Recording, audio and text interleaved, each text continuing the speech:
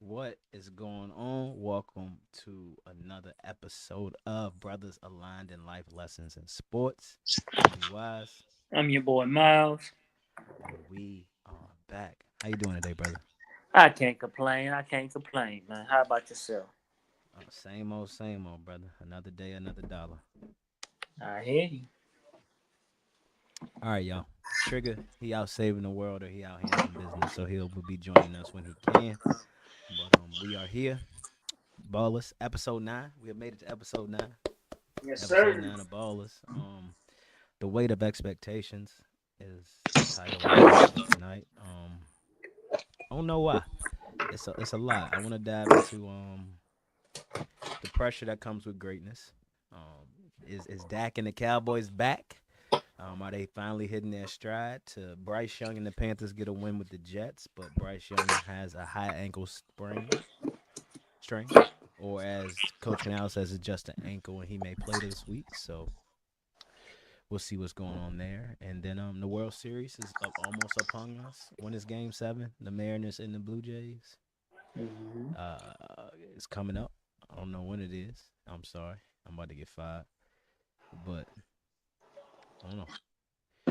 It's where legends are made or broken. So, Miles, what's been going on with your week, brother? Let's start there. My week's been pretty. It's been okay. Ain't been the best. Ain't been the worst. I'm maintaining, man. Just trying to enjoy life, working. Um, these next 2 weeks, I got 7 games, so Mm, I might be in the hospital. I might not have no feet don't say that. after Halloween. Game 7 is currently going on. hmm So, You say you ain't gonna have no feet. What shoes? What type of footwear? You got the Asics on out there? the what? You got Asics on out there? No, what is that? Shoes, Asics, like the trainers. It's like the Oh running no, shoes we had in the military. no, I need to get them though. I got I'm them. They had a battling. sale. I'm battling playing top fasciitis right now.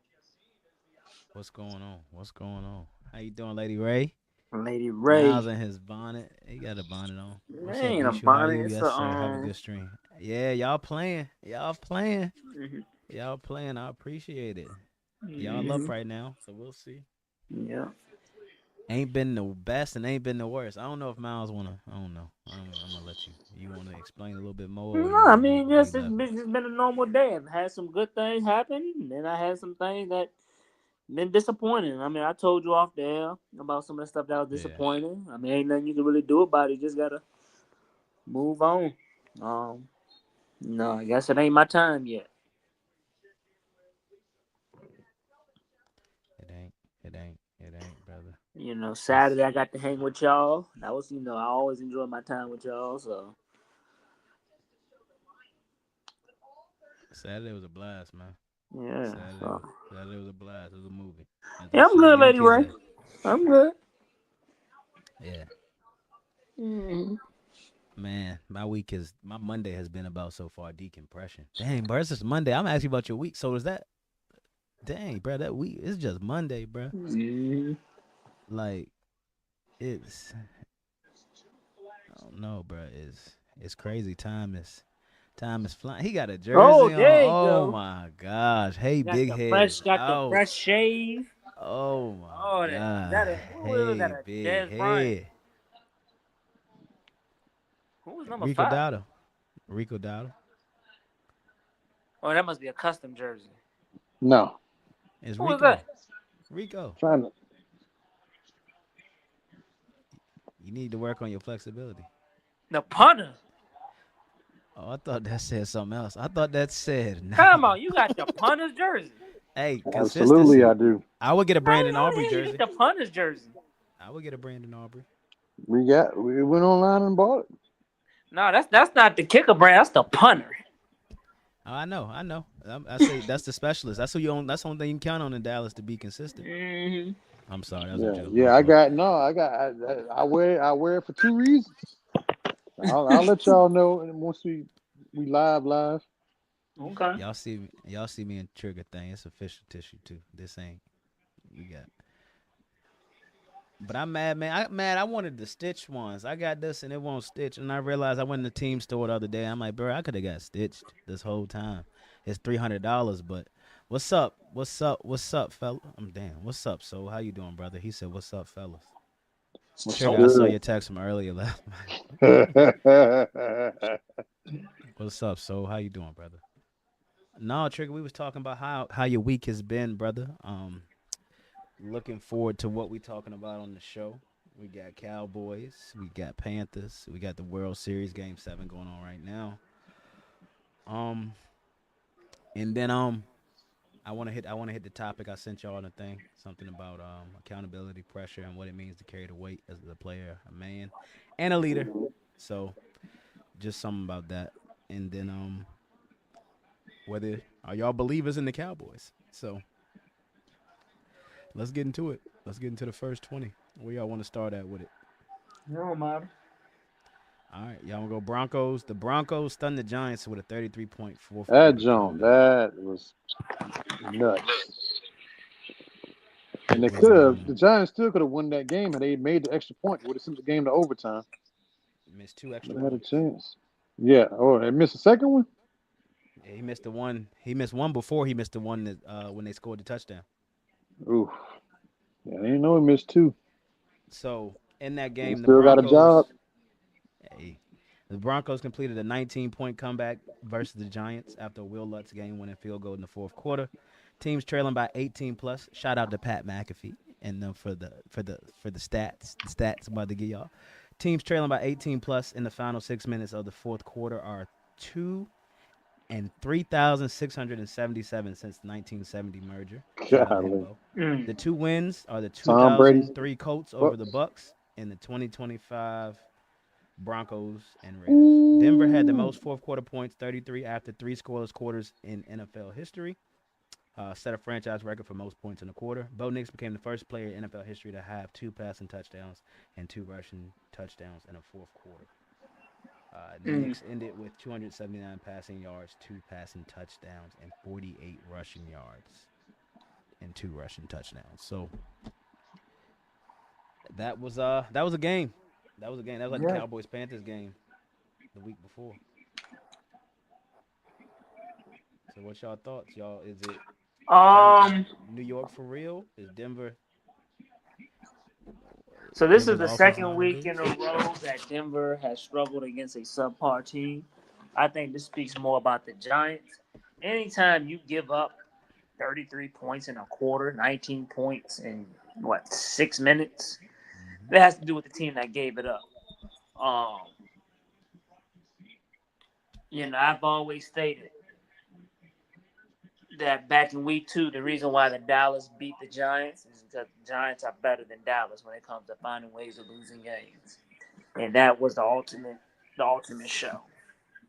Um, I mean, what could have went wrong did go wrong. I mean, you throw a pick in late. I mean, deep in your territory, you're up by 10.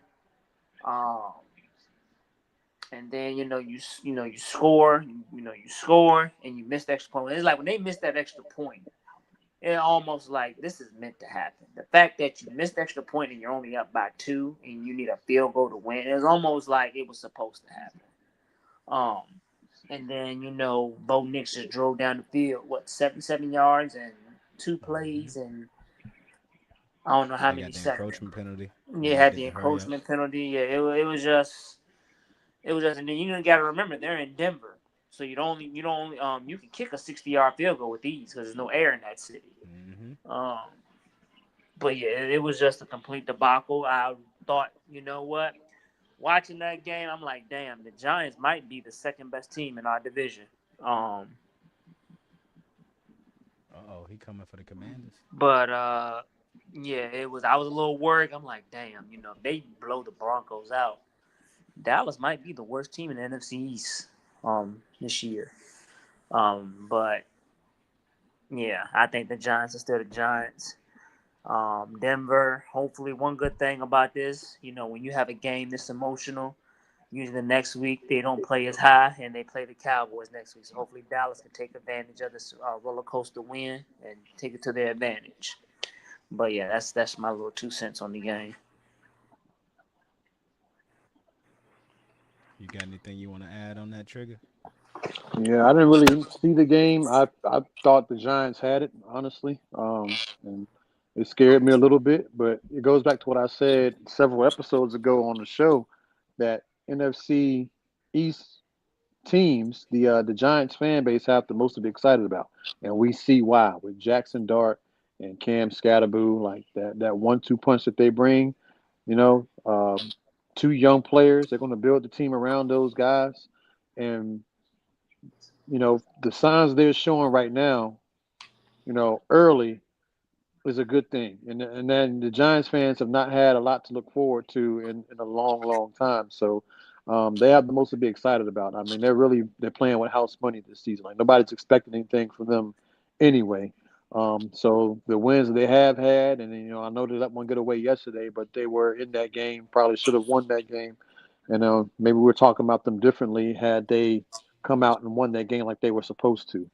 Um, but then it goes back to, why do they lose that game? Is it coaching? Is it scheme? Like, what happened for the Giants to lose it? And I agree with Miles that, when you let a team score 33 points on you, it's more so the team that gave it up than the guys who, made the comeback. So, I haven't really been super high on Brian Dayball and, that front office and how they run that team and how they, run certain players because we see the success that Daniel Jones is having, outside of being in New York. We see the success that Saquon Barkley is having outside of New York, albeit he's having a down year this season, but his first year with Philly last year, he goes and wins the Super Bowl. So Appreciate you, how, so.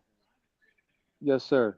How, what does that say about the coaching and the schematics of the whole thing when you see, your starting quarterback from last year and your starting running back from, well, not last year, but the year before, you see the starting quarterback, your starting running back go to different teams and thrive. The Colts arguably have the best team in the league right now. And I don't know if anybody else is really close to them. From the way they've been dominating the run game, the way they've been, Danny Jones and putting up numbers, the way the defense is played, arguably they could be 7-0 right now. We all know the situation behind that. The Eagles are still 5-2, despite Saquon Barkley having a pretty quiet start to the season. But we look at what he did last year, right? Almost rushed for 2,000 yards. Had a great season. Was an MVP candidate. Um, but will Jackson Dart and Cam Scatterboo have the same fate? Or they go to New York and is that team not able to get the best out of them given who they have now? Or are they finally going to be able to find something that works with these guys? I don't know. But, I think if a team scores 33 on me, I'm looking at the coaches. I'm looking at, play call. I'm looking at all those things. Like what went wrong for that to happen? That's not supposed to happen in an NFL game. It's just not. So those are my thoughts. I'm just wondering about the coaching staff and the position they put these guys in. Were they playing not to lose, or were they being aggressive and just didn't go their way? Um, I didn't see the game. I didn't see the game per se. I just kind of saw some highlights and some statistics and whatnot, and kind of formed an opinion of it. But on paper, you're down 19-0 to go into the fourth quarter. Like you got to close the deal. Like there's no questions about it. Like you just got to close the deal. So I don't know. It'll be up and down season for the Giants, and I think they'll cut Brian Dayball some slack because he's got two rookies pretty much running the offense. Um, but at some point, they got to look at this pattern here. Just look at the past. You know, Daniel Jones, Saquon Barkley, what they did when they were in New York, how much success they had as a team versus what those guys are doing now with their respective teams. So I don't know when that comes into play, but I guess they'll give it some time. Yeah. Are we? Are y'all worried that 5 of the 6 wins for the Indianapolis Colts have come in domes? Have come in what? Domes. Um, That's a good observation. I that's a mean, good Daniel Jones observation. played in New York, so I don't think we worried about. Well, But the that thing of it is, if they get home field advantage, they got to play in the dome anyway. yeah, Yeah, they that'll did They look lose. They that'll play. look did in their beat favor. Tennessee outside, and they Yeah. beat They lost in the dome too. So who is But I it? mean, if you got to go to Tennessee. If you got to go to Arrowhead, do you feel comfortable with the Colts going to Arrowhead late December, early January? I don't feel nobody come. I don't feel comfortable with anybody going there ahead. Not with that quarterback Yeah, and head coach. yep. And Kansas City, they getting right now. They got Rasheed Rice back. They're like a Mm-hmm. different team yesterday. Granted, it was the Vegas Raiders, but they went in there and left no doubts. Mm-hmm. Stomped them. So They got let me. the Colts. They got the Tennessee Titans, which it gets cold. They have um, Oh my what's in gosh. the Houston Texans. They play in a dome. Dome. And the Jacksonville Jaguars. They play in Florida, which is warm city weather. I don't know what division they play this year. What they play the AFC West. I'm assuming. Well, um, let me look. I ain't trying to burp in the mic. My bad. Sorry. Excuse me. They got the Falcons. I'm sorry. Next game is the Titans. They have the Titans at Lucas Oil. Mm-hmm. Um, then they have the Steelers. Okay, that's a toughie. That's in Pittsburgh. Mm. They got the That'll be a good test. Falcons in Another good test. German. Is this Germany? The first game in Germany. Yep. Okay, that's in a dome, right? I don't think so. Yeah, I don't think so either. It's Olympidad. I think the Nope. It's an stadiums and open air one. yeah, I think the stadiums out overseas are all regular grass. Except for Todd. Is Todd? Yeah, no. Tottenham's is closed too. Tottenham. I can't say it. Tottenham's. Yeah, no, it's an open one. It's a wide open in the middle. It's closed seating. The seating is covered, but it's open in the middle. So Okay, the only thing that would get wet or it's weather would be the the middle of the field. yep. Who else do they have? So that's the Falcons, tough game. They got the Chiefs. They're playing the Chiefs in Arrowhead, November 23rd. Yep, that'll Okay. be a good test. Um, they got the Texans. They got the Jaguars. They got Seattle in Seattle, December 14th. That'd be That'll a be a tough tough test. one. And then the 49ers, That'll be a tough game. Colts, Texans. That Texans one ain't no slouch either. 49 Jaguars, Texans. Because the Texans got the number one ranked scoring defense. They got the Texans. They got to play the Texans twice. So their next games go Titans, Steelers, Falcons, Chiefs, Texans, Jaguars, Seahawks, 49ers, Jaguars, Texans. Ooh. Yeah, they got some tough games in that schedule. I mean, ain't no cakewalk, so we Yeah. definitely gonna see what this team's all about here in a little while. Yeah. So let's go to this one then. So I I think they number one in the AFC right now. But Drake May broke They're a number one Patriots in the. record with a 91.3% completion rate. Hey, Who's number one? Who's number one in the AFC? I think the Patriots aren't they, or Yeah. is it Chiefs? Oh no, I'm No, sorry, it's the the Colts. Colts. The The Colts record only Colts got one wise, loss. Yeah, yeah, NFL. yeah, yeah. yeah, the My bad. Colts. It's the Colts. They second. They second. I think they second in the AFC. Mm-hmm. I love the New England Patriots, man. I love Oh, Drake good May. blitz.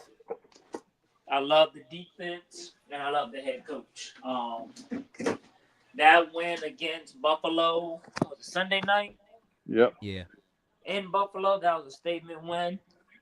Um, I don't know if they'll win the division, but they're gonna give Buffalo a run for their money. I love the Patriots. Seattle scored already. I ain't even. Golly, my bad. You Yeah. love the But Patriots. You say you love. We lost to the. Hey, we lost to the Patriots. We lost to Jaguars, and we lost to the Cardinals. I'm just saying. That's all I'm saying. Go ahead, continue. I'm sorry, Trip. Cardinals no, I ain't was gonna good. say I was gonna say, shout out to It was Drake good when he May. played. You know, he's my starting fantasy quarterback, and ever since I made him my starter, man, he has delivered. So thank you. I picked him up. He was actually my backup. Picked him up in maybe like the 12th or 13th round of my draft, and now he's my starter. And yes, great pick. Great pick. So proud of myself. I saw it coming. I saw it coming. Anyway, that's all I So want to say. I still hate the Patriots, but I do love the way that they're playing. it's F the Patriots over here all the time, but they doing their thing. They are. They did blow us up. We was missing about 12 starters, but we ain't gonna say nothing. All right, I Ooh, threw this one in there. What you talking about? Oh, that's a pit. That's a pit. That's a pit. Hey, shout out bro, YouTube TV. I got Game the la- 7 and I got Monday night side by side. the last four plays of this Buccaneers Lions game have been turnovers. It has. The defense has had more Frauds. catches. The defense has had more catches in this game than the receivers have so far. But Baker's receivers hurt though. But I just saw Mike when I finally turned the game on. I saw Mike Evans Oh got no, he got a carted off. Buka. He got a Buka in there. Shepard. Is Is Mike Chris Evans in? Godwin playing? I'm Oh, not sure. And the man who caught the interception, former Georgia Bulldog, I think. Shout out Georgia. Excuses. Lady Ray That's said excuses. that's N'Kobe Dean. Oh All yeah. right. And shout out George Pickens too, by the way. Hey fellas, we doing good. We 12 minutes in and we doing our thing. So it's Tua or McDaniel. Someone has to go. Is it both? I would say McDaniels is going to go. Depending on Tua's contract, he might be next. Um, if I'm a Daniel fa- wants to keep his job, he might want to bench Tua. Um, Even though I'm I would say that pick six wasn't his fault, but that pick six where bounced off of I Devontae agree. Achane's hands. But yeah, Mike McDaniel might end up going. Um, and then that comment Tua made, that's just comments you just can't make. So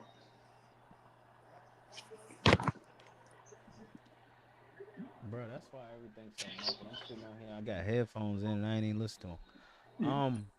I worry if Mike McDaniel gets fired, I'm worried he's gonna go to Houston and D'Amico and he gonna team up with CJ Stroud and them. mm, Um, I think you get rid of Tua over Mike McDaniel. I know Tua got the big guarantees on the contract, but it's it's something in you might have to get rid of both of them because the energy in their relationships though. So it's mm-hmm. just And you might need to get rid of Tyreek while you at it. yeah, just clean house. Just keep the defense. You got a good defense. You got a good edge rushers, but Mm-hmm. rebuild. You get all these picks. Tua, somebody take a pick. Who? I said it. Mm-hmm. Tua to Minnesota, Las Vegas. Not Vegas. I'd do Minnesota. I think Kevin But McConnell Minnesota like got a Tua. quarterback though. He just can't stay healthy. I think JJ McCarthy healthy and he just getting benched, but I ain't gonna. I think he's coming back now because of how Carson Wentz played and how we was talking earlier. But Mm, I don't know if they sold on JJ. We'll see. you might be right. Could be a Arch Manning destination year after next. Mm, Um. All right, Blue Jays forced a game 7. It's on right now. It's 1-1. Um, Toronto versus Seattle. Winner faces the Dodgers. Blue Jays lean on Shane Bieber. Mariners ride George Kirby's resilience. This is a pressure baseball. Every error is magnified. Every pitch a decision point. Game 7 exposed who's built for the moments that matter. What's your thoughts on the game? First of all, I think it's gonna be a good one. I don't know the score. Give me the Blue Jays. But Blue I Jays. just need to talk Ooh. about Shohei Ohtani. Um, Usually, when a pitcher throws 10 strikeouts and gives up no runs, that is a great game. That is a monumental game. When a hitter hits 3 home runs in a playoff game, that is a monumental game that no one forgets. To do both of those in one game, what do you even call that? The goat. You like I said, you strike out 10 batters and not give up a hit. I mean, give up a run. That is a game no one will ever forget. You hit 3 home runs. We talk about the Reggie Jackson's hitting the 3 home runs in the World Series, or Albert Pujols hitting 3 home runs in the World Series. Um, you hit 3 home runs in a playoff game. That is monumental. But to do both, man, and he batted 3 for 3, so he batted 1,000. Why at it? What do you call that? I mean, is there Greatness, even man. a name to describe that performance? Greatness. I don't know. And Can when you it even counted say great? too. I mean, I think greatness is an understatement. And he did it when they needed it done. Like Hmm. that's the other thing. It's what Yankees fans wish Aaron Judge was. All right, let me stop. I'm sorry. I mean, well, I don't need Aaron Judge to throw 10 strikeouts, but It's what people want Travis Hunter to be. yeah, I would say that. Um, I mean, I'm lost for words. When Trigger sent me that text, I thought Trigger was drunk, and Trigger don't even drink. I said, hey, that can't be true. That cannot be true.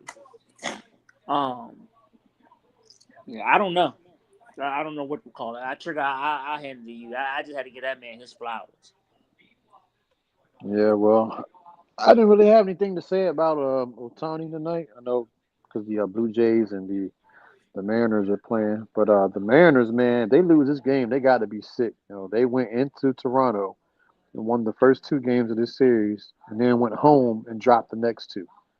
And I'm just like, you know, you just, you don't get those types of advantages often where you go onto the road and win the first 2 games of a series and coming home, like, you got to at least win. I mean, well, they did win 1 out of 3, but like, you can't lose 2 games in your own building right after you went and stole. Like, the Blue Jays were dead in the water. They were. And all of a sudden, Vladimir Guerrero Jr. must have heard me talking about him. He woke up and started playing like he did against the Yankees, and everybody else, started playing like they did against the Yankees. And lo and behold, they made it a 2-2 series, and they almost went up 3-2. It wasn't for a grand slam towards the end of Game 5 by Eugenio Suarez, the third baseman that the Yankees was rumored with and getting at the deadline, and instead they went and got Ryan McMahon.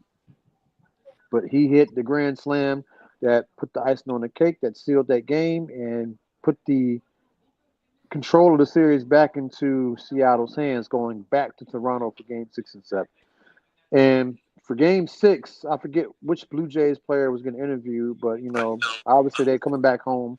They're down 3-2, and he's, oh yeah, we're in a great spot. I'm like, when he said that, I'm just like, well, they're gonna win that game, because I'm like, how you go back home? You're down 3-2, and you just, you had a chance to, win all three in Seattle if it wasn't for that grand slam, and you had that kind of confidence. Like, how are you not like, you know, we gotta play hard. We gotta, come out and do what we do. One got like, it was no dwelling on that loss at all. He was just like, we're in a great position. And like, we got a chance to go back home.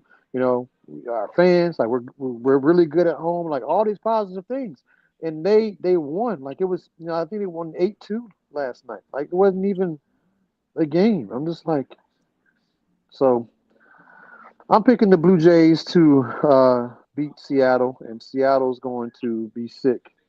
I like for Seattle to win this game. Just because I feel like they earned it, they deserved it after they went into Toronto and won the first two. But the big dumper, or the big dumpster, the big Papa Pump, whatever he is, he better come through tonight. Because if he don't, season's gonna be over with. That's a single. Who? Toronto.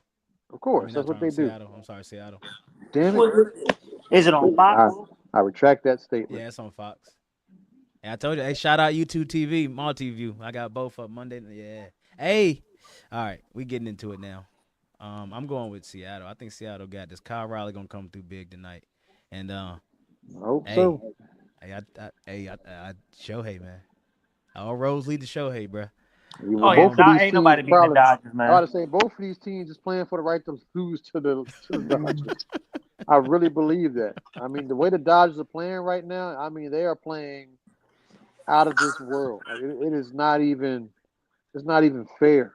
I think what it was, people assumed the Dodgers was going to win 120 games, and I think what the Dodgers did was they coasted through the season. They just needed to get in the playoffs, and once they got in the playoffs, Yeah, the Dodgers, they had some bad stretches throughout the season. I mean, they had a couple of loser streaks. I think the longest loser streak they had was 7 games. And both them, the Yankees and the Mets had 7 game losing streaks at some point. mm, Um, but I think every team, like 162 game season, you just go through those slumps. Like every team has them. Some longer mm, than others, but the good teams will eventually prevail, and everything will even out and whatnot, and the teams that's supposed to be in the postseason will make it to the postseason, no matter how ugly it might look, mm, during those bad stretches. And I know I was very critical of the Yankees.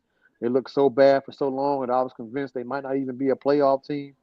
Um, but they obviously changed my mind when they went in early September and they had that 12 game gauntlet against some playoff teams. Well, the Astros was one of them, but they didn't make the playoffs. But mm, they went up against some tough competition, and they came out over 500, which is what you want to do, and that re-energized my confidence levels in them. And I thought, okay, maybe they're finally playing good football. I mean, good baseball at the right time. So this will carry over into the postseason, and it did in the Red Sox series. Not so much in the Blue Jays series. So I know the Yankees made a couple of changes as far as some of the coaches in the organization. As far as personnel or players go, I don't think there's going to be much turnover other than guys hitting free agency we might not bring back. But I don't think the Yankees are going to be out in the market looking for a big fish like they were last year, starting with Soto, and then obviously going out and getting guys like Devin Williams and Cody Bellinger and um, uh, Fernando Cruz and um, making all those little Paul Goldsmith, making all those moves to build the team up. So I don't see them doing anything like that again. But I'm hoping that they can at least get Cody Bellinger back. If we lose Luke Weaver, Devin Williams, Goldsmith, which I think Goldsmith is gone. I don't think he's coming back. Um, that's just my personal feeling.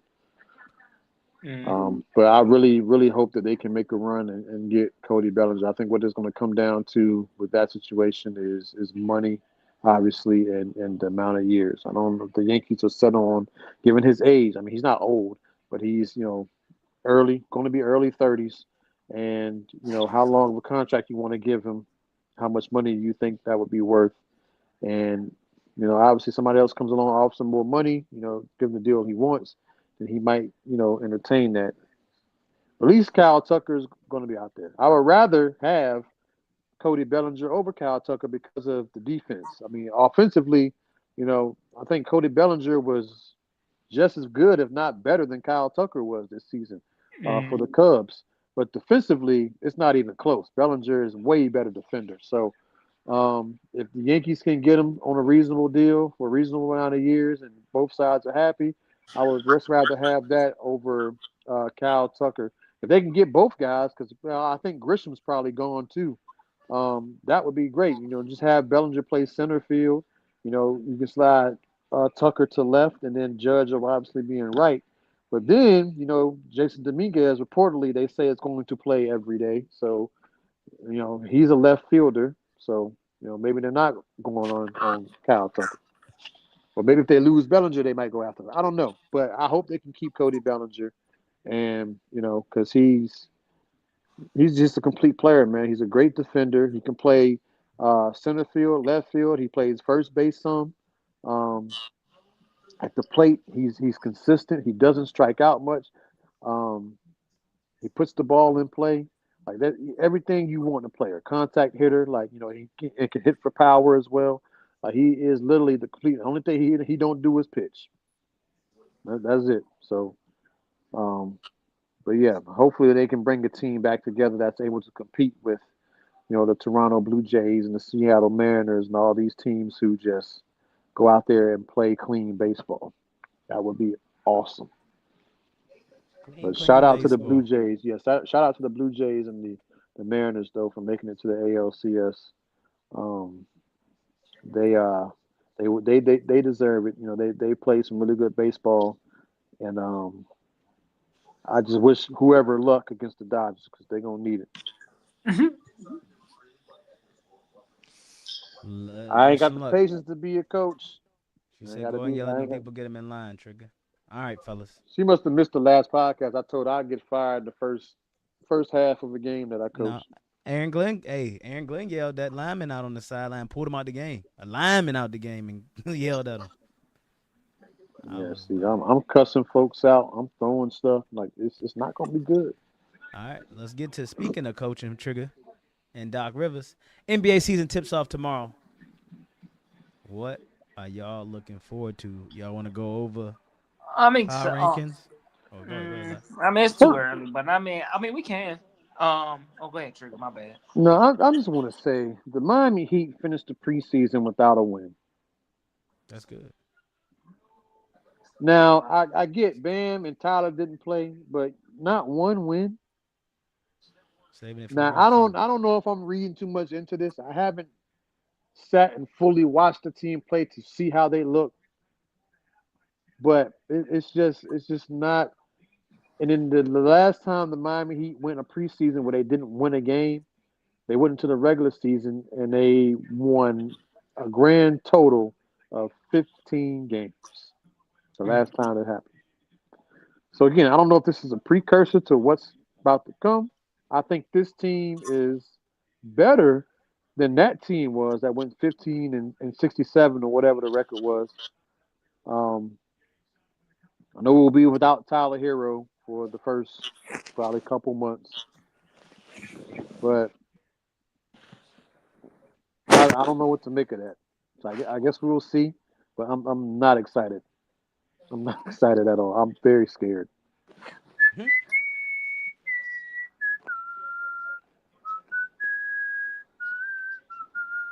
Shout out to Tyler Hero. As far as all the other NBA teams go, like I'm looking forward to the competition. The East is going to be so wide open this year because the Pacers and the Celtics are not going to be the same teams for obvious reasons. The superstar players aren't going to be there. Tyrese Halliburton, um, and Jason Tatum.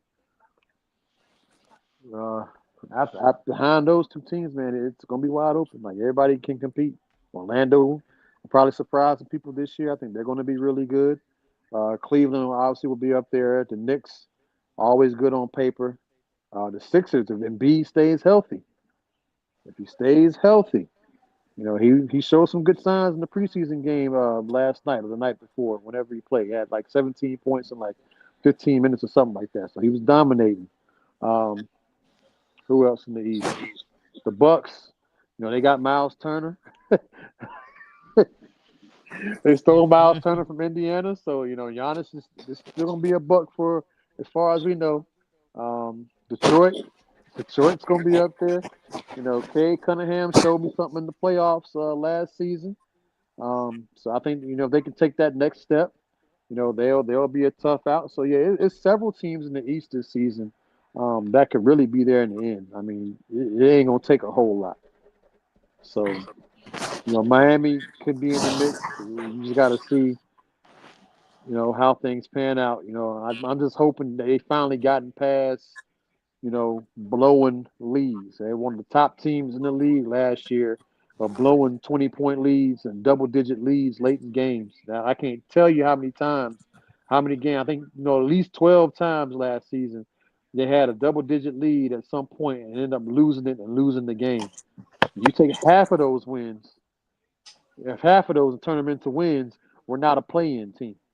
So we got to hopefully they've better about closing out games this season. And obviously, the offense, I'm worried about. This team has been terrible from 3-point range the last couple of years after being one of the best 3-point shooting teams in the NBA a few seasons ago. Obviously, with Tyler Hero being out, that's going to hurt. Duncan Robinson's in Detroit now. Not having him coming in to give us that lift off the bench from 3-point range is going to hurt because I can't name you a knockdown 3-point shooter that we have on the roster right now, other than Norman Powell. That's it. Nobody else I can think of can knock down the three at a consistent, respectable clip outside of Norman Powell, and Tyler Hero, who's hurt, and Duncan Robinson, who's in Detroit. So the Heat ain't got no shooters, and that's going to be tough to win in this league when every team is putting up 120 points a game on you, and you're still stuck in the 80s and the 90s because you can't hit the three ball. So, unfortunately, I got a feeling that that's going to be the Miami Heat. They're going to have to be really good defensively and hold teams to under 110 points and try to get to 100 points. If they don't score 100 points, it's going to be tough for them.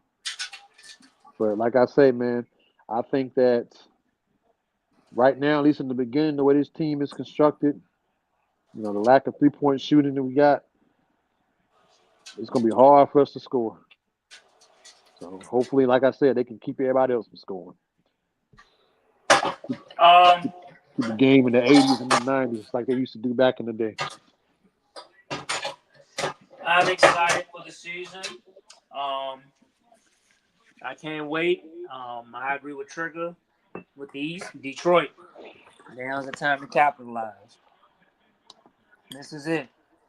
You got to capitalize. But I'm excited for the NBA season. But one thing I really, really, really, really, really wish. What's the commissioner's name? Adam Silver would Oh have my done. God. I know they ain't another turnover. I really wish Adam Silver would have done something about the 3-point shooting. I don't want to see 63s a game. Um, I would love to see some defense. I'm a defensive guy. I love defense. I don't want to see 150 to 149 scores. That's my one gripe about the NBA. I get it. The pace is different. The tempo is different. The game is not as physical as it used to be. But can we please give the defense some advantages? Um, I just don't want to. That's just why it's hard for me to watch the regular season because there is no defense. Other than that, I'm excited about the season. That new follow through rule, that hand rule, really pisses me off Why? because now the shooters are using that to their advantage. Like if you tap a guy on the hand or something after he lets the ball go, it's a foul. Mm-hmm. And they're already like kicking their legs out, doing all these other things, making it harder for the defense as it is. And now it's another trick that James Harden or somebody can use to try to get more free throws. Like Mm-hmm. just let the guys play basketball, man. They're trying to put so much emphasis on offense because offense sells tickets, but like you're watering down the game. Like you're taking the competitiveness out of the game. Like why are we even competing if everything is so restricted? Right. It's the same thing in the NFL. Like it's hard to play defense without getting pass interference or defensive holding or legal contact or whatever, on the defensive side of the ball, man. Like what else do you want me to do? The roughing the passer calls that we see. Like how are you supposed to stop from hitting the quarterback? He lets the ball go and you're within a half a step of him. Like I can't, pull back off of that. Like I'm gonna collide with you. Yep. Like it's just some things, man, you just can't control. Like it's just a natural reflex. It's a natural, you know, occurrence that happens in these games. Like you just can't. I don't get it. It makes me mad. Every year, all the major sports leagues are putting in something, extra to make it harder to play defense. And I don't understand, like people like when people are competing and playing defense. And I just said so much more about these teams, in football and basketball. who are able to play defense and actually do well because we know every single game the odds are stacked against them because the rules are not in their favor. So for any team to come out knowing that it's hard to play D and they're still able to do what they can do without making mistakes and getting penalties or committing fouls or whatever and accomplish their goal, that deserves to be commended. It's way harder to play defense now than it has ever been in professional sports. Um, I agree. One thing I wish the NFL would do, if you're gonna make all these rules for offense, please get rid of the automatic first downs. I cannot stand it being 3rd and 15, and you get a legal contact, a 5 yard penalty, and they get first That's a down. tutty. yeah, In high school, the only automatic first downs you get are personal fouls. and that's how it should be. That's how it should be. It should not be. And I think defensive pass interferences should be 15 yards. Yep. I cannot stand these 5 yard automatic first downs. I cannot stand it. It is unfair to the defense. It is 3rd and 27, and you get a 5 yard illegal contact, and you get an automatic first down. That is crazy to me. Shit, I just And missed this a is coming touchdown. from a referee. Yes, he did. Taz Johnson. That's a Okay. tutty. You see how he got that touchdown too? Well, that boy was Yeah. spinning, juking, jumping, well, like an Olympic hurdler out there. Hey, I think it's gonna come down to us in Tampa for the division. But And what? He said, "And what?" You in Tampa and what? Who got the it's best hard to weather? hear. It's hard to hear you from the outside the club when you ain't getting wins. That's all right. I'm not trying to get in that club. That club is gonna I close ain't. down. That club Yeah, had roaches. The Cowboys club That had club roaches. had roaches. They had to Hey, shut it Jerry down. Jones already falling down. Said a club It's Yes, got already roaches. falling down. It's falling who apart. Jerry who World falling? already falling apart. Hitting people in Praise the head with God. sheet metal. Get rid of that motherfucker, man.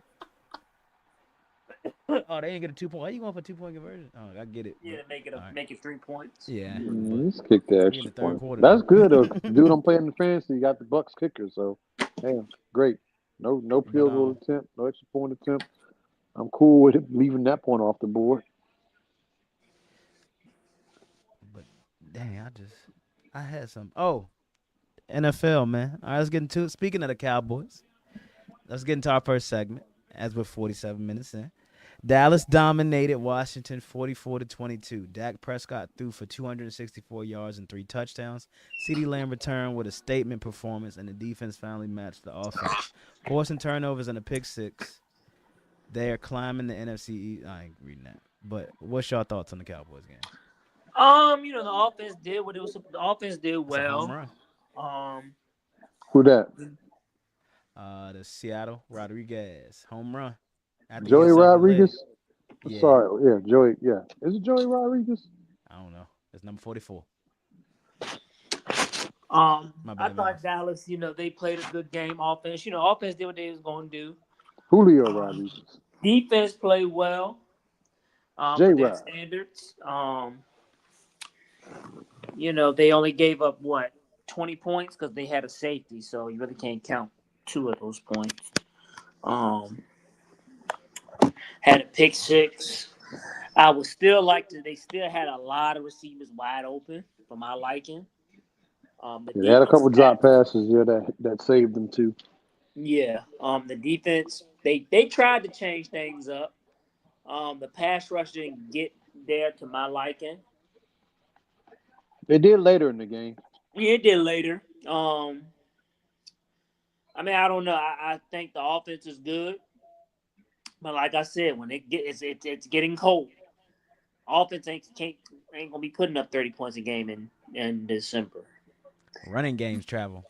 Yeah, running game, time of possession, and defense. Um,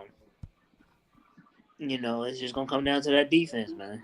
But overall, they played a good game. Jalen Daniels did get hurt. We got CD back. That played a big part. I think we probably have the best wide receiver duo in football. We got the Cap. good tight end. We got good running back.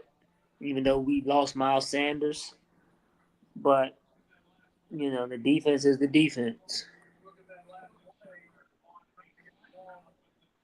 Yeah, it's one of those rare moments I actually get the Cowboys credit. They went in and did what they were supposed to do against a team who was banged up and hurt.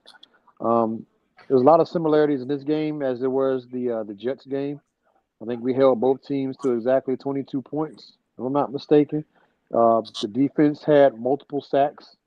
They sacked Justin Fields 4 times. They sacked the Washington quarterbacks 4 times. They forced turnovers, multiple turnovers in the Jets game. They had multiple turnovers against Washington. So this game was pretty much about a mirror image of the New York Jets game, just about. Um, although both of those teams, again, the Washington team being down their two best receivers, the starting running back, and then losing Jaden Daniels late in the second half. Um, so they did what they needed to do. The pressure was on this game, and they stepped up and performed. Dak's always had tremendous success against Washington in his career. I think they showed the stat yesterday. The Cowboys were 6-0 against Washington in Dallas. Um, and Dak has thrown coming into that game 20 touchdowns at AT&T Stadium against the Commanders to 0 interceptions. And yesterday he bumped that up to 23 touchdowns and Not no not to cut you interceptions. off, Trigger, but Dak Prescott at home against the division rivals is like 18-2. It's something crazy. Yeah, he's very good at home against the whole division, but he completely owns the Commanders, Yeah. um, for sure. So, um, but yeah, Dak played another awesome game. This is, I think, his fourth straight game with 3 touchdown passes. Um, Mm. he threw for 264 yards. I mean, he had a couple of big plays down the field. The second and 17 to George Pickens right before halftime. And then the big run from Javonte Williams right after that set us up first and goal when the Cowboys were just playing for a field goal. So I'm glad they were able to get a touchdown out of that. The CeeDee Lamb play, he hit him down the field and he ran in for a touchdown. The Deron Bland pick six in the second half was, pretty much sealed the game for us. That was after Marcus Mariota had come in, taking over for Jaden Daniels. Um, yeah, the Cowboys look good on both sides of the ball. We had a couple stalls on offense, a couple drives that we had to punt the ball, which, you're going to mix those in. You're going to have a couple of those a game at some point. But other than that, like I told y'all before, man, this offense is the least of my worries. As long as these guys stay healthy, I'm not worried about the offense. They'll go out and they can score 30 without even trying. Obviously, the defense is where our issues lie. And if they can be not, they ain't got to be as good as they were yesterday against Washington. If they can just be subpar, maybe less than subpar, even because again, it's going to be hard to stop teams this year. With the kickoff rules, teams starting off at the 35 and kick it out of bounds, and starting off at the 40, and then 2 first downs, guys are already in field goal range. So, it's going to be hard to, it's been a lot of high scoring games in the NFL and then a lot of bad teams, quote unquote, putting up big numbers as well. So, um, it's going to be teams that score. So, holding the team to 25 points, 20 points, like that's doing something in my book. Obviously, if you hold them to less than that, then you're really doing something. But I feel like every game we've seen, this year, both teams are going up and down the field and scoring. And that has to do, again, with the kickoff rules. And obviously, the rule changes making it a little bit harder to play defense and putting, big emphasis on offense and, get more explosive plays. And, that results in more points because of that. But I'm not worried about the Cowboys' offense at all. And I know the winter is coming and it's going to get cold, but the Cowboys are still going to be inside the dome for most of their games, so that'll help them out a little bit. Um, but I think obviously if that continues to play this way, they can continue to call plays the way they call to benefit him and make him successful. I think he can have an MVP caliber season if the Cowboys continues to win some games and find a way to make it into the playoffs. I think that could definitely win MVP. Daniel Jones obviously will give him a run for his money. Baker Mayfield will give him a run for his money. Those are all the front That's runners a right now tutty. from the quarterback position. So we'll see what happens, later down the road where these teams stand and, the individual performances and how they impact with the team's success ultimately ends up being. But nonetheless, I was happy to watch the Cowboys pull out a win against a division rival as always. Again, it would have been nice if Debo Samuel and Terry McLaurin were healthy and playing because I like to see how they looked against those guys. But I'm sure we will see them, in the last game of the season when we play them, in I think January 26th, or maybe it's December. I can't remember. It's late this year. We play them again, and Who is it? we'll be in Washington, and hopefully Oh yeah, they play beat. Christmas night. Okay, so yeah, so right Was before the the new night year. before Christmas. So, hopefully we're going to see Debo Samuel and Terry McLaurin in that game. It'll be in Washington. It'll be a little cool outside. It'll be outdoor stadium. So, um, I'm looking forward to that and seeing what the defense does. But again, credit to Dallas. You did what you had to do against a banged up team. You took advantage. The offense came. They showed up once again, put up another 40 plus point gain. I think it's the third time this year they've scored over 40. Um, when the second time, third time, we kept the team under 30 points. You count the Eagles game, but those three games, if you look at the second half of the Philly game and then the Jets game and then the Washington game yesterday, if our defense can be as good as that, we will be a tough out, and I think we'll win. We'll keep winning games. Um, but we got some tough matchups ahead of us. I think we got Denver next week, and then we got Arizona. Then we hit the bye. And when we come out of that bye, that's when it's going to get real. So Dallas has a couple more weeks to kind of, build off the momentum that they built yesterday after a crushing loss to Carolina the week before. Um, Crushing, they crushing. have a chance to build on what they did yesterday and hopefully ride that momentum going forward into next week's game, and then hopefully being able to build there and ride that into the game after that. And we can go into the bye week on a high note, and we come off and we're ready. We're a little bit healthier. Maybe they decide to play a little bit more man. They feel a little bit more comfortable. Diggs is finding his footing. DeRon Bland's getting back to himself, and maybe we can cut these guys loose and let them go. Play a little bit more man to man defense because when they do play man to man, this is a different defense. I think they cover a lot better, and a lot less receivers are obviously open because when you're playing zone, those guys are just looking for spots, and you know that's how you end up with these guys wide open down the field. They just you go to a spot, nobody's there, and you know wide open, big games, big plays. When they play man to man, they really did limit a lot of big plays down the field yesterday. So I think hopefully by then, by the bye week, they commit to playing more man, and we see some different results defensively, and the offense is still able to keep doing what they're doing. But it was a great performance yesterday on both sides, special teams, everybody involved. Brandon Aubrey made another 60-plus yard field goal yesterday, so he now has the most 60-yard field goals made in NFL history in his short career, and I think there'll be more to come, obviously. So kudos to Dallas. Um, I think this team, they have it, man. They really do got a great offense. I just need that defense to be middle of the pack. Just come from number 32 to like number 22.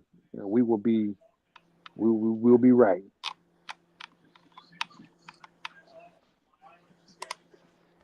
Middle of the pack.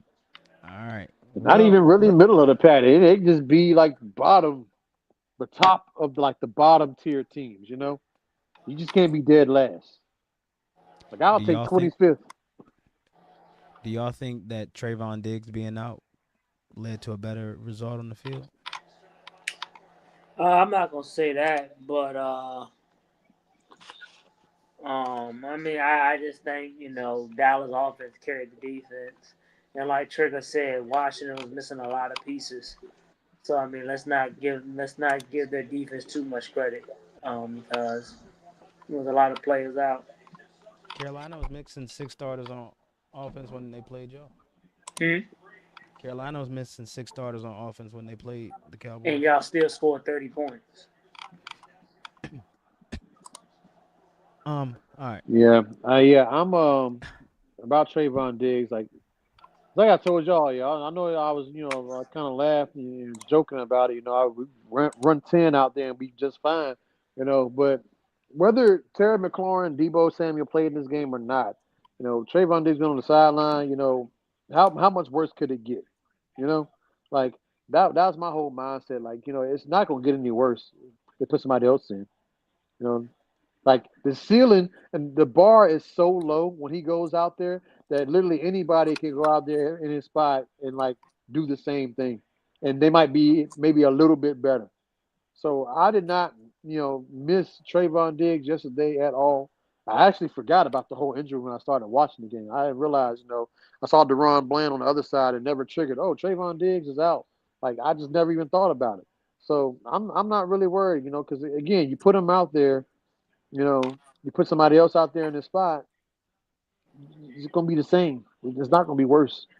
So it didn't really bother me much, that he missed the game, and I don't think that the team played better without him. I think it would have been the same had he been there or not. But again, the rest of the defense, I guess, would have played well enough to pick up for his slack. He probably still would have gave up some big plays, but maybe we hold him to 3 points and they don't get into the end zone, or maybe we get a turnover somewhere. But Mhm. yeah, I wasn't really. Trayvon Diggs not playing like, oh, I was like, okay, all right, well, next man up. I can't do any worse. Yeah. So what y'all saying it was better? Gotcha. I just think it was a great team effort defensively. Like it wasn't just one guy, but a bunch of different guys made plays, and they got off the field on third down when they had to. I think Washington's percentage on third down was horrible this game.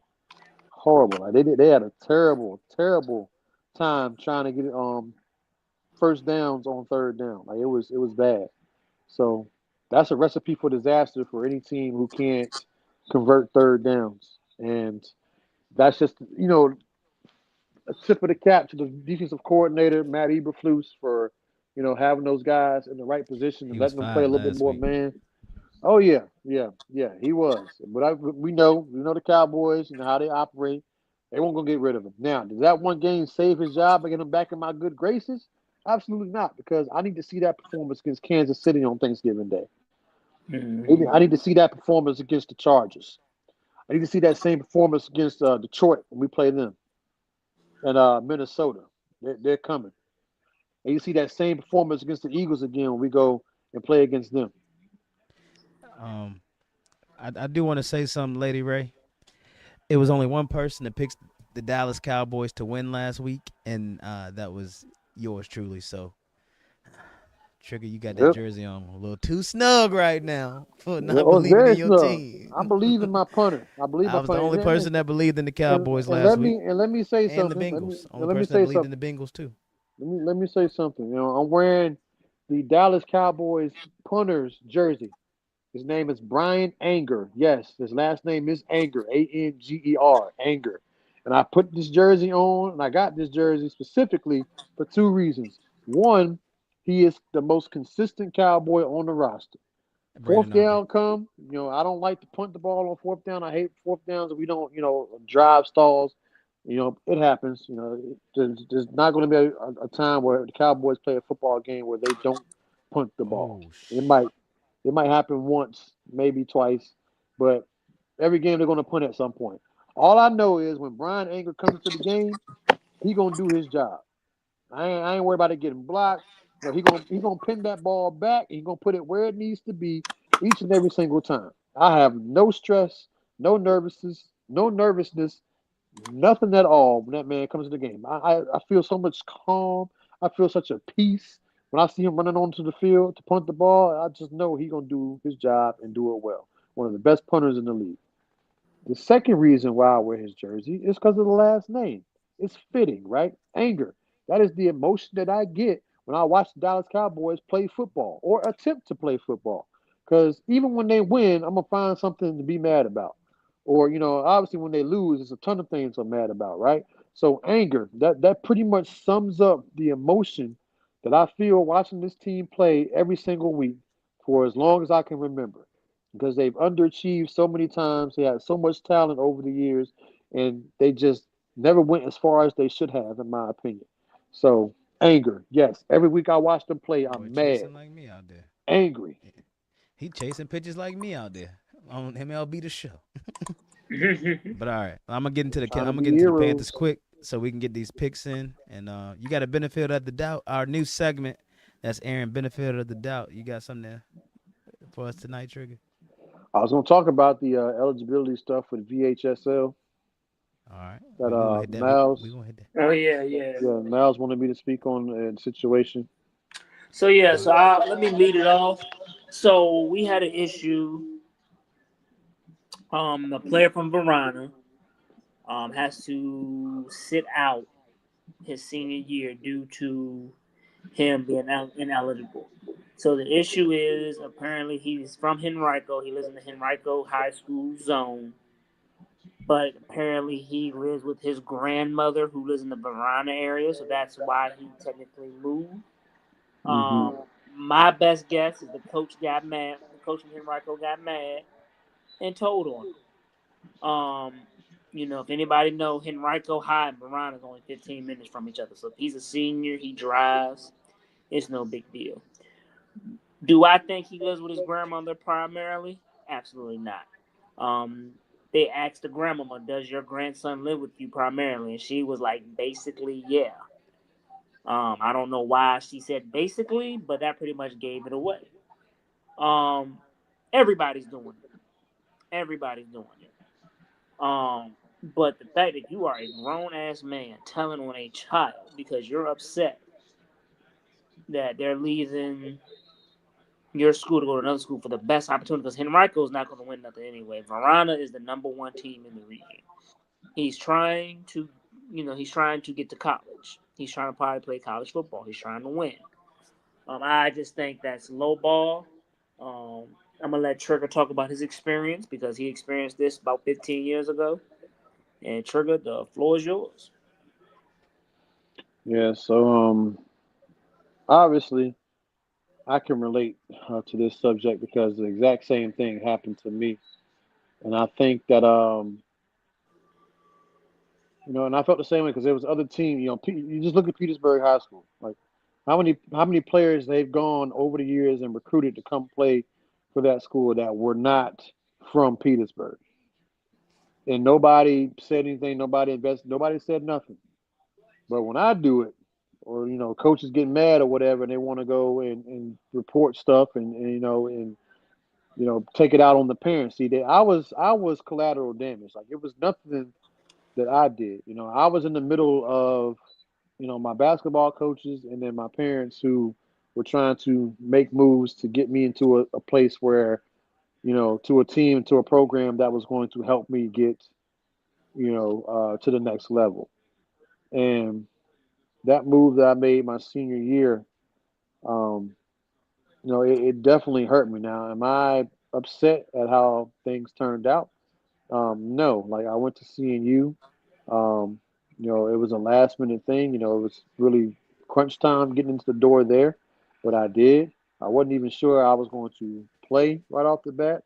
I wasn't sure if I was going to stay there for all 4 years, but everything happens for a reason. I had a lot of Division 3 schools that were interested in me. A lot of Division 3 schools. I can go down a list of Division 3 schools I got letters from as I was a junior in high school.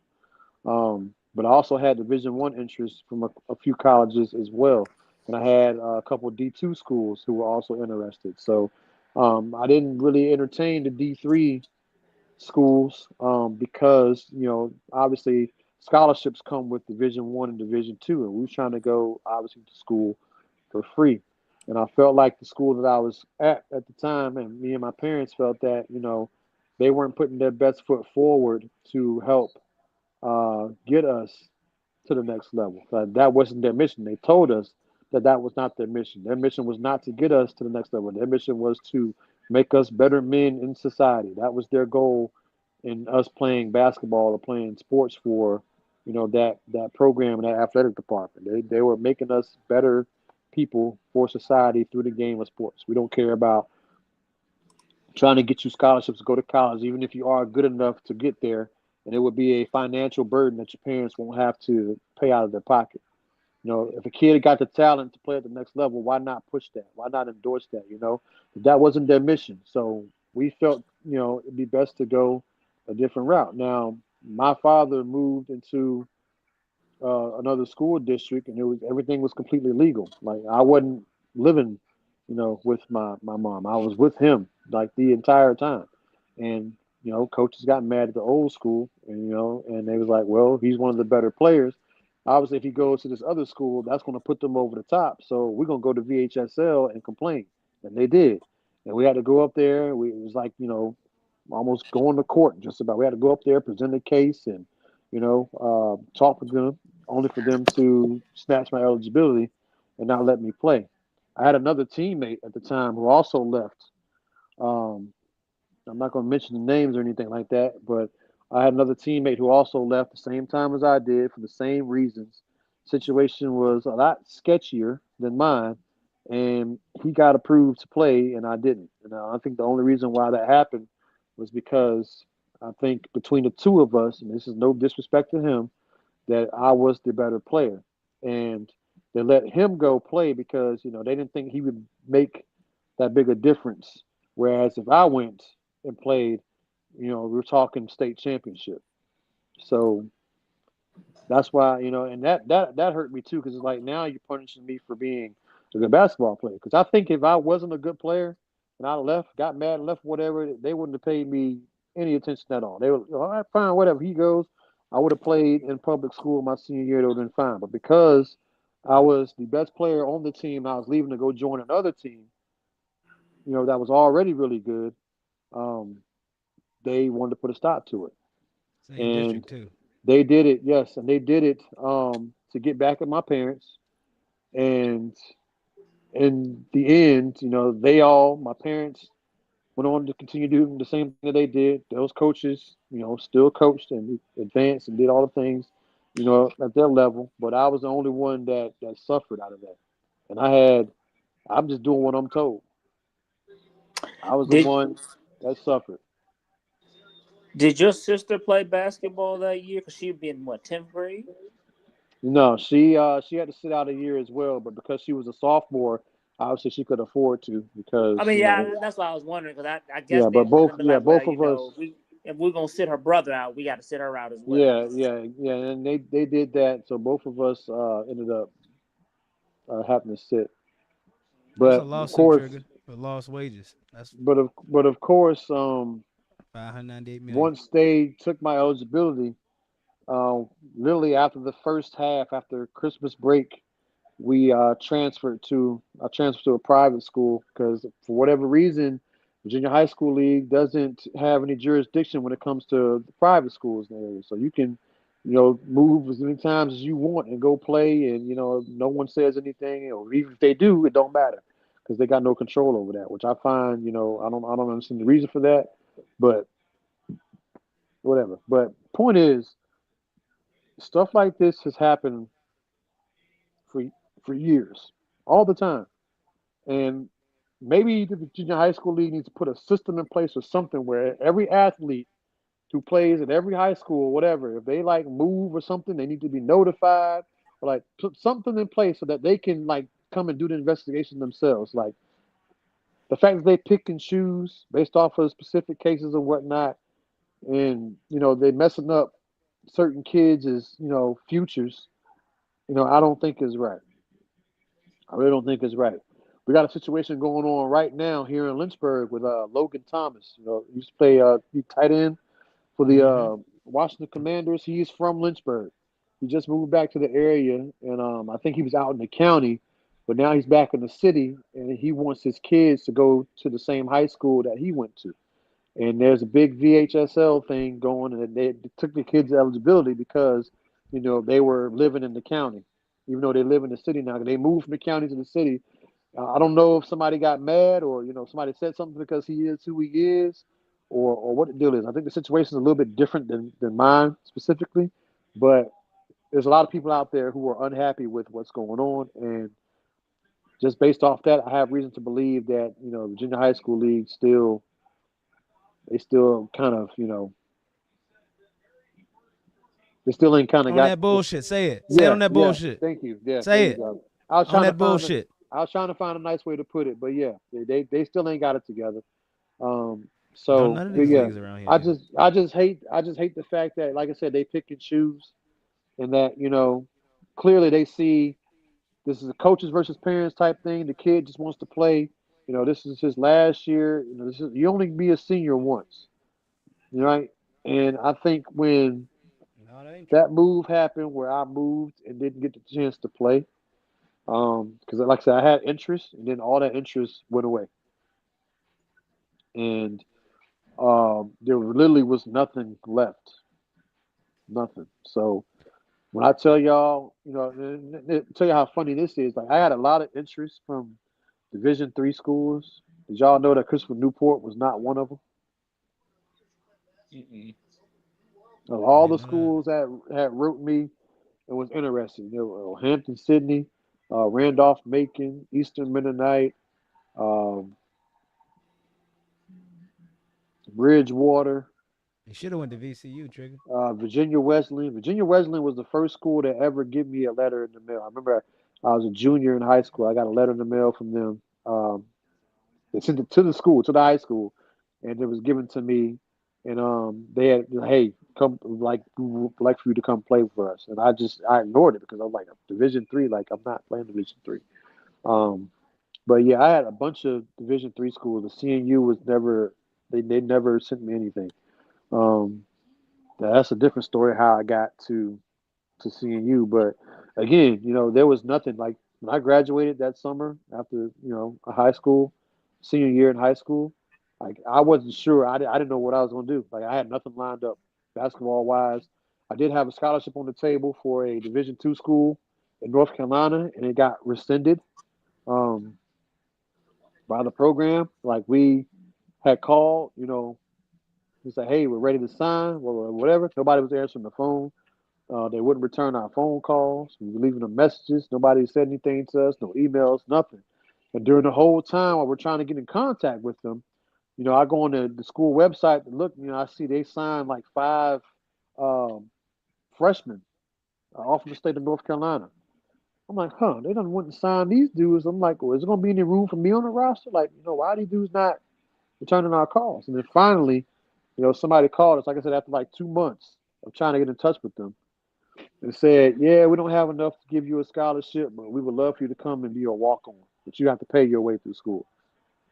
And we weren't prepared for that because we thought we had a scholarship. So obviously, we didn't take that deal. And like I said, this is like June, July now, and I'm like looking at getting jobs, like not even going to school. And there was a situation with a prep school that happened and didn't work out, which led to CNU. And that's another story for another day. But that's how CNU came about, And then literally, school started like mid-August. This is maybe like 2 weeks before school was supposed to start. I was, pushing to get in and get all my stuff together to be able to get in. And I didn't even have the scores or the GPA, the test scores, the SAT scores to get into that school. And the way I guess I don't know what coach had to do if he sweet talked somebody um, to let me in the door, but they did, and it worked out. But man, the path that could have been, I think about it often, man.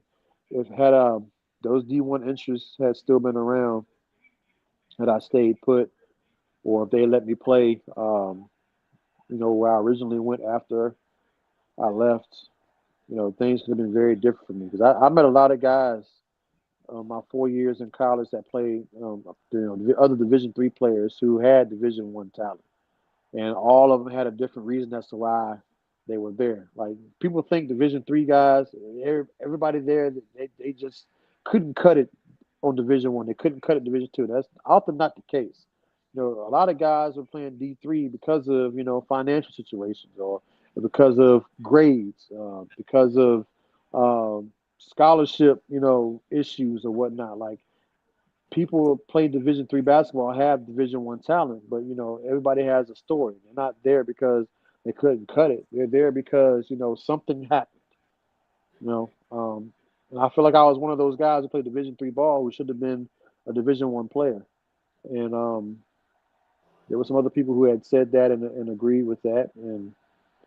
But that's kind of the feather in my cap, so to speak, is that I played Division 3 ball and I knew I was Division 1 talent, and other people knew I was Division 1 talent and where I should have been playing. Um, like we played against Division 1 team Hampton in a scrimmage. Well, it wasn't really a scrimmage; it was an exhibition game, so it was like the real deal. We had fans, we had actual refs. Like it was like a regular season game that didn't count. And I had 17 points against this Hampton team, Division 1 team. All these dudes bigger than me.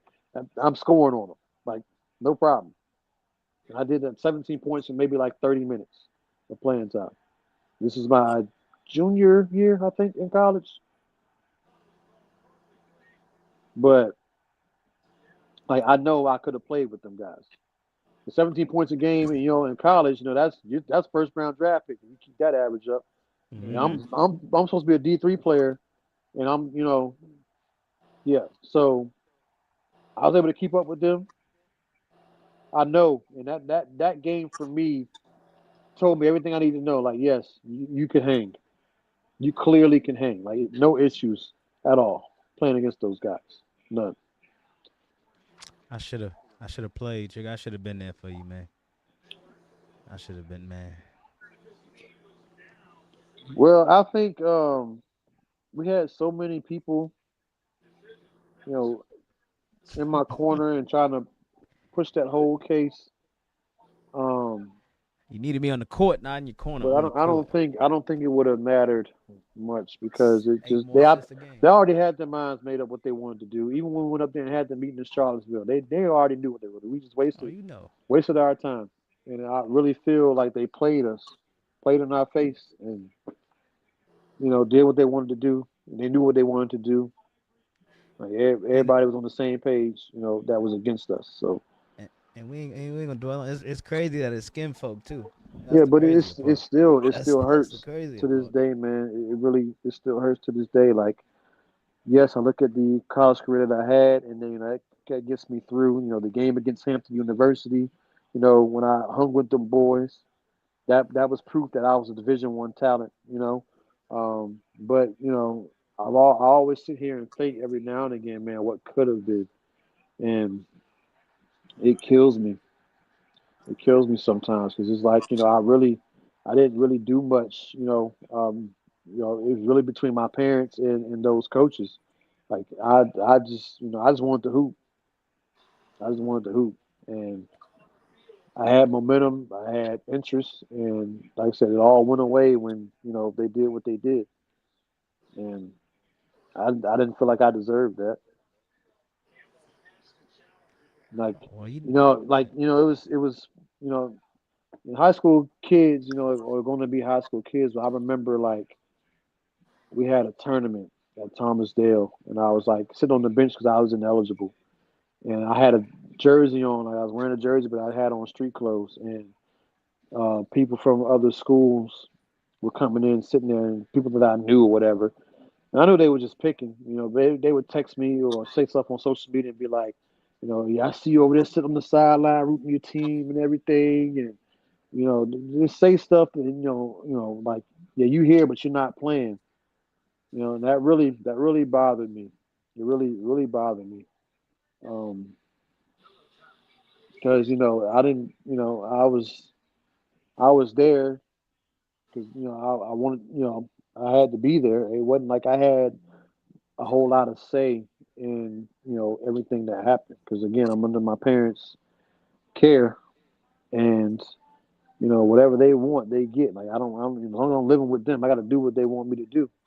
And even though we did everything and everything the right way, everything was legal, because somebody had a personal vendetta against my peoples, they went and took it up the chain, made a whole big deal out of it, made a case out of it, and you know, ended up screwing me in the end. So, so it was hard, leaving everybody, after being in school with them for so long, thinking I was gonna walk with everybody in Matoka. That's why I felt weird about the whole reunion thing because it was like, yeah, I was with y'all up until 11th grade, but I didn't finish with y'all. Like I didn't walk across the stage at the Siegel Center at VCU, with the class of 2010. Like I wasn't like, what do I do? Throw it up, Miles. Throw it up, Miles. Throw it up. Hey, No, come on, what Trigger. up? You throw it up. You was there with us, Trigger. Man, Trigger, ain't nobody worried about that, man. And I gotta go back to I a mean, previous. There I was some know super that, but seniors with us. it still bothers me, man. It does. There be times where I think I'm past it and I'm over it, and I don't, I don't know if I ever get Trauma, over it. brother. Trauma, man. I hear you, Trigger. I don't want to make this about me, but I go through the same thing with this refereeing. Matter of fact, I had a my game Friday. The White Hat was talking like when you come to camp, this, that, and the third. And I said I'm not fucking going.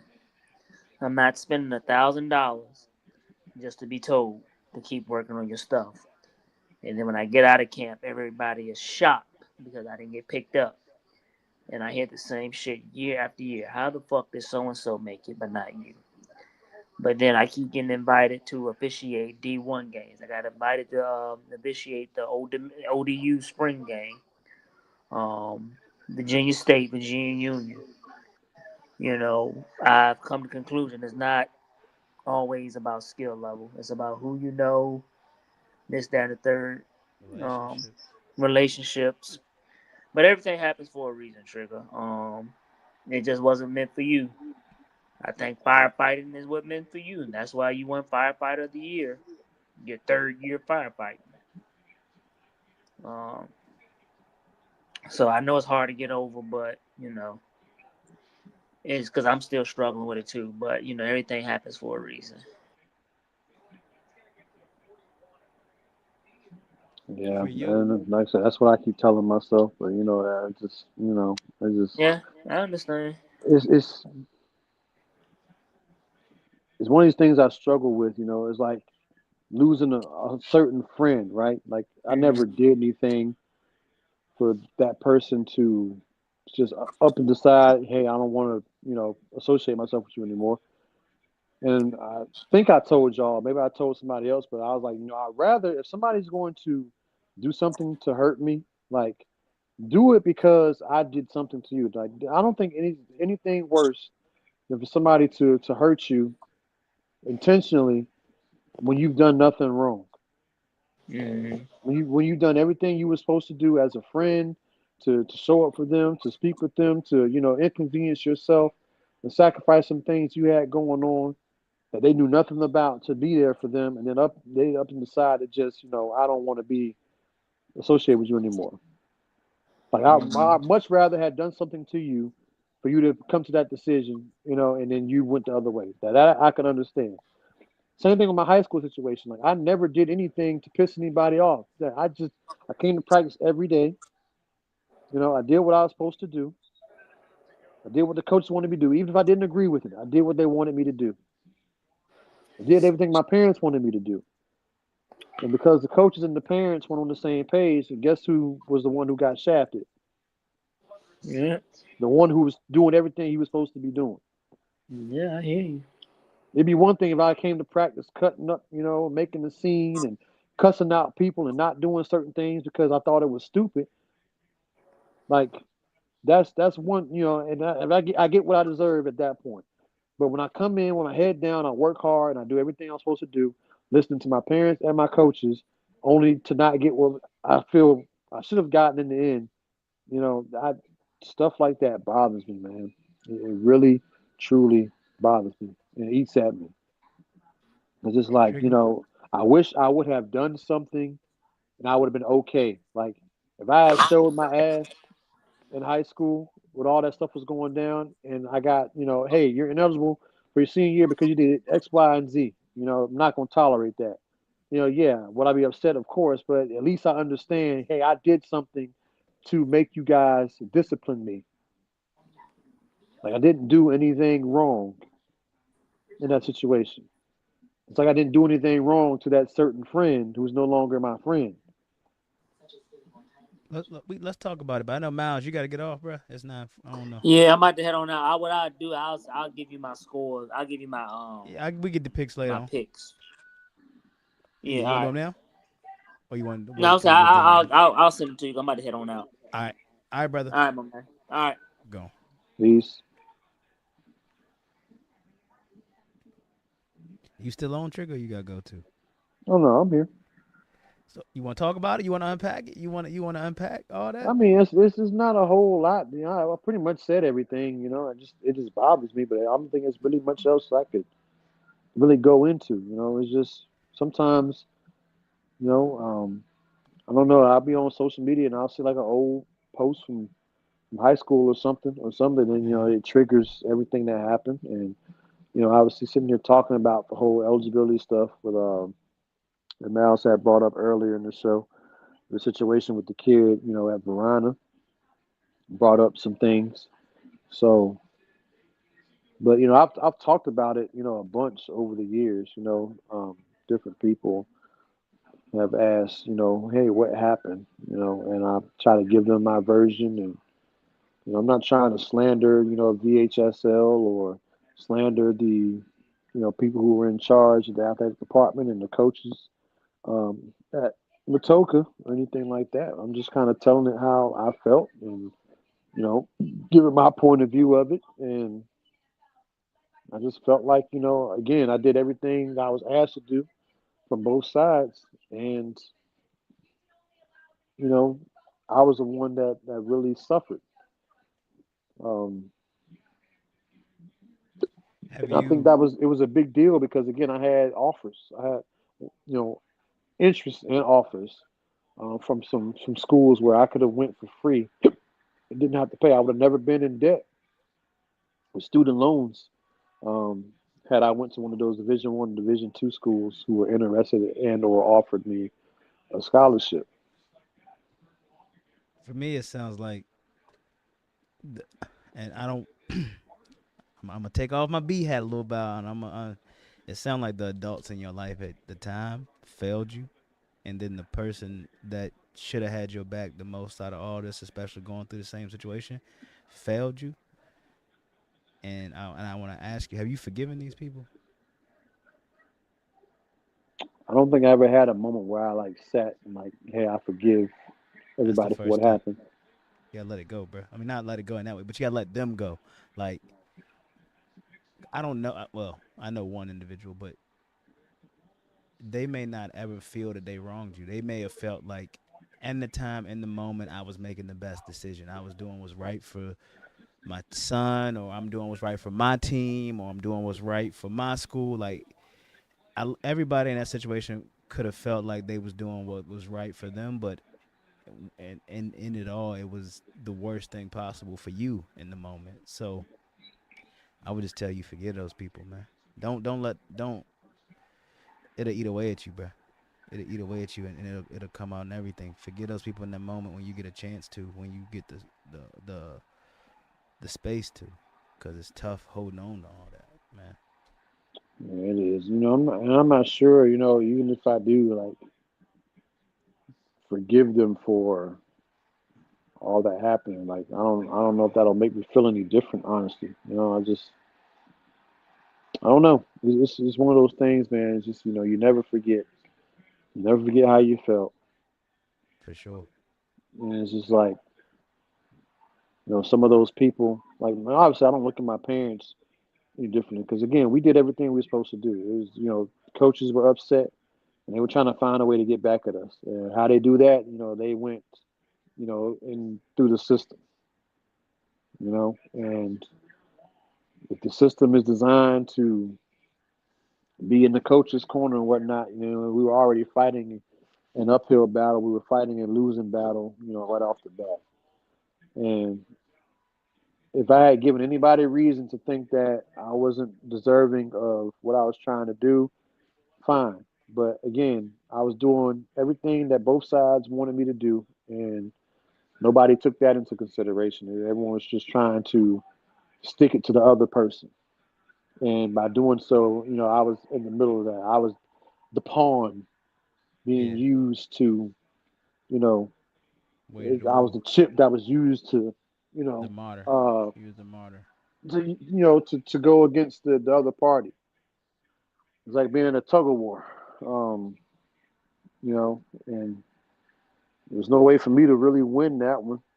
Obviously, if they give me my eligibility, I would have been a win. But like I said, we went into that knowing that it's probably not going to be a good outcome for us.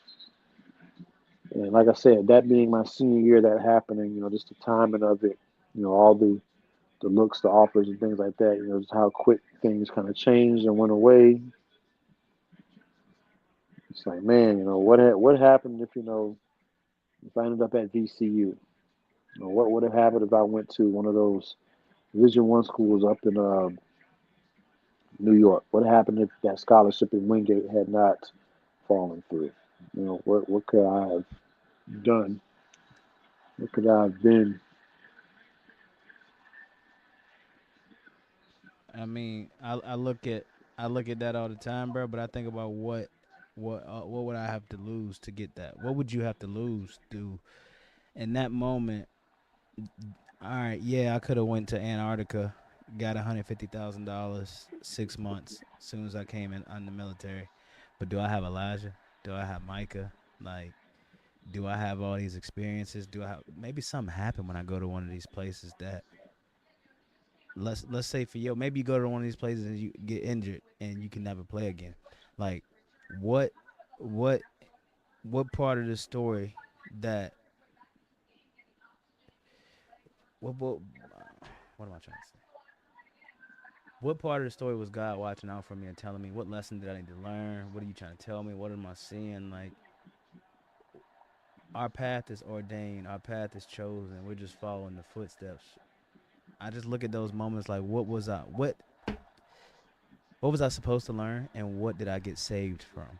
You know what I mean? Like, what would be different about my trajectory if that did happen? What if it did happen? Like, Yeah. everything else is gone. If it did happen, you don't have the life you have right now. Like, nothing is the same. Everything is different. And is it better? Maybe, possibly. But it could be worse. It could be way fucking worse. Like, we don't know. And it's tough, man. It's tough. Like, regret, yo. Emotions, like, all that shit, man. But see, this I don't for know. me, it's not even like a regret thing, because like again, I didn't really You have don't the know. choice. It Yeah. wasn't like I had the decision. Hey, you want to do this or do that? Like it's like, oh, you're doing this, you're doing that. So it was like I had really, it wasn't like a choice that I made, and it's like, man, what if I had done this? And it was choices were made for me, and I Would you have suffered. stayed at Matoka if you had the choice? Would that have been your choice you wanted to stay? Yes, I absolutely wanted Yeah. to stay. Yeah. And I voiced that to my peoples, several times. I never wanted to leave, and at that point, when they wanted me to go, I'm like, it makes no sense. Like this is my junior year. I'm in the middle of the season, like smack dab in the middle of the season. You pull me off the team now, like I can't go anywhere else and play. Like, I'm Yeah. really just sitting out for the rest. And then that's one thing that I did not agree with that my parents did was although we weren't fans of what was happening within the program and the way the program was being run, what good was it going to do to pull me out and just have me sit for the rest of the year? Now I'm not in front of anybody. Like, if I Yeah. did have a little interest, you know, still playing in Matoka, like no one's seeing me. If any Right coaches off your are out nose and there, spite your face. Yep. yeah, if any coaches are out there and they're asking, hey, what happened to so and so? Oh, he's not no longer on the team, whatever. Like, well, they're not going to sit around and wait. They're going to on to the next player. So I could have lost out on a couple opportunities that I didn't even know about by them pulling me off the team in the middle of the season. Yeah. So that right there, I don't think that did me any favors. Now, like, yes, I understand like the way the program's being run. We don't like it, but we can at least keep playing and ride it out. So that way, I'm doing something. I'm still getting in front of people. I'm still playing, staying in shape. Keeping my game sharp. Um, but I don't, Hey, I don't think that did me any favors. And again, I had no say. I couldn't be like, well, no, I'm playing. You know, Yeah. so it's like, but I don't understand how they didn't see that and they were like, I don't think it's going to do any good. I know we don't like, you know, the way the coach runs his team, and we don't think it's going to benefit him. But like, you think it's going to benefit me better just sitting me down and I'm not playing at all? Yeah. So that's the one Yeah. thing I thought of. Years down the road after everything had happened, I got a chance to really look back and like reflect. And I'm just like, that was the first thing that I should have said, like, to try to fight back. And because sometimes my parents, they when they get upset about some things, I don't want to say they don't think through, but they can be very quick to react off Yeah. their emotions. Yeah. Um, like my dad drove 6 hours at the time to come watch me play in the game, just to see for himself how bad things were.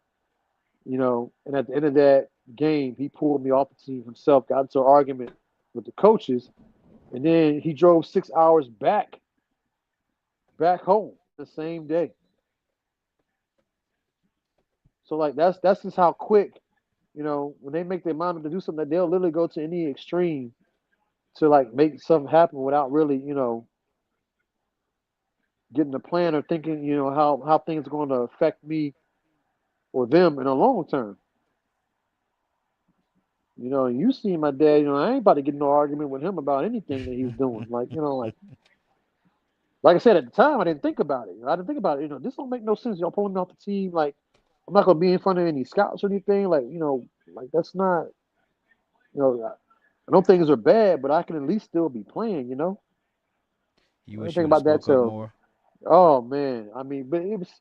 I was in such a blur. Like it was Yeah. like so much stuff was happening, and I was just trying to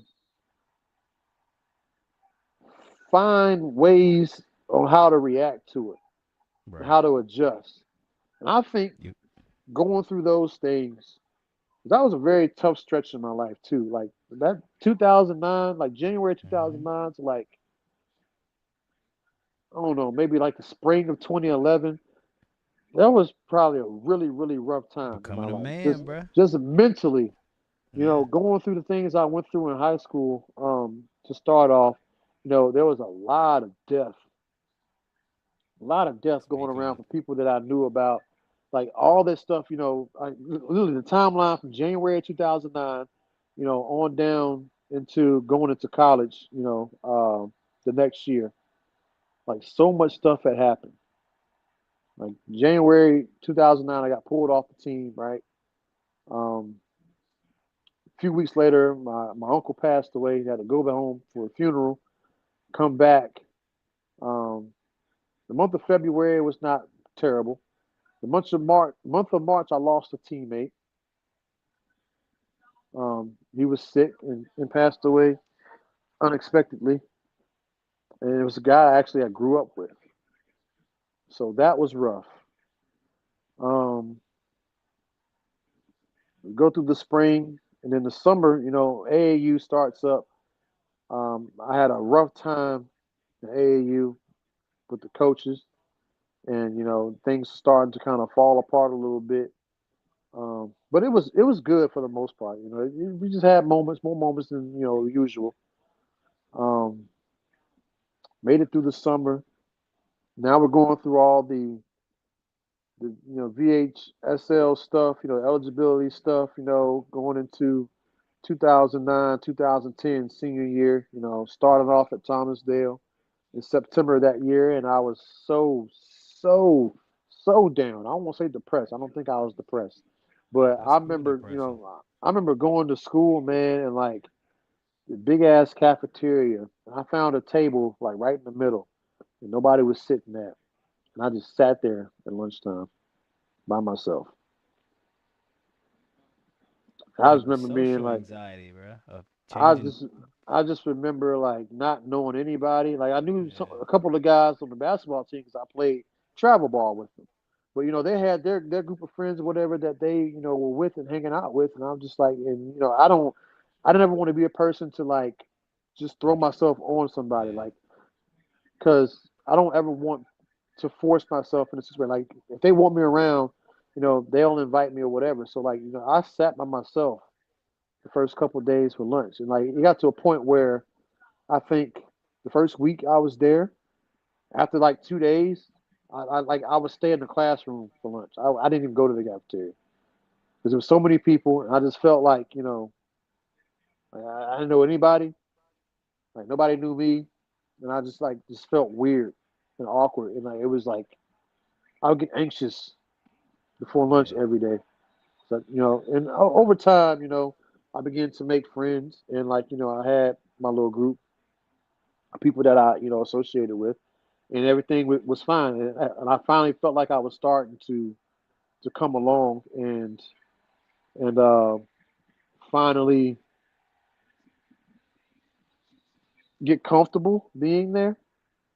And it's like right as I got comfortable, uprooting, moving you again because the VHSL denied your eligibility.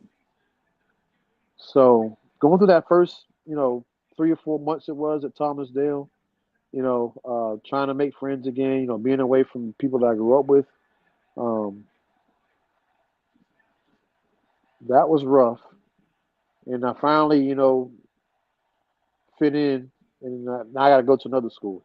So start of 2010, I'm starting a new school, you know, but the good thing about this one was it's a smaller school, Yeah. so it's not a lot of people. I felt like I fit in a little bit faster there because of one who I was, playing on the basketball team there, and then two, everything was intimate. Like you're talking about a class where, some classes you got like 5 or 6 people in there, and you had your bigger classes where it was like 20 of us, depending on what it was.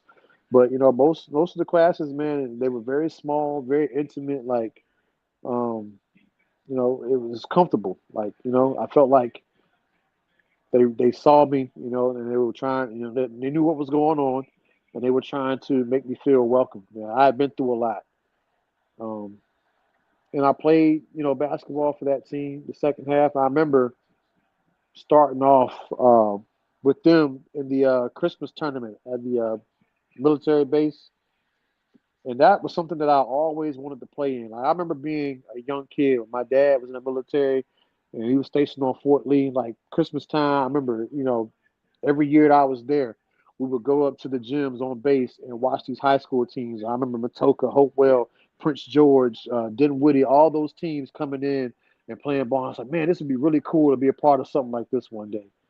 And I never thought I'd have the chance to. And then I found out that, the private school that I was at was going to be in that tournament.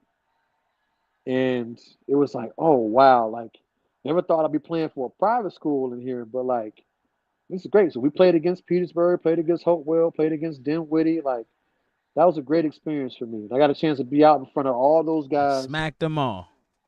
Well, I wish, but we didn't.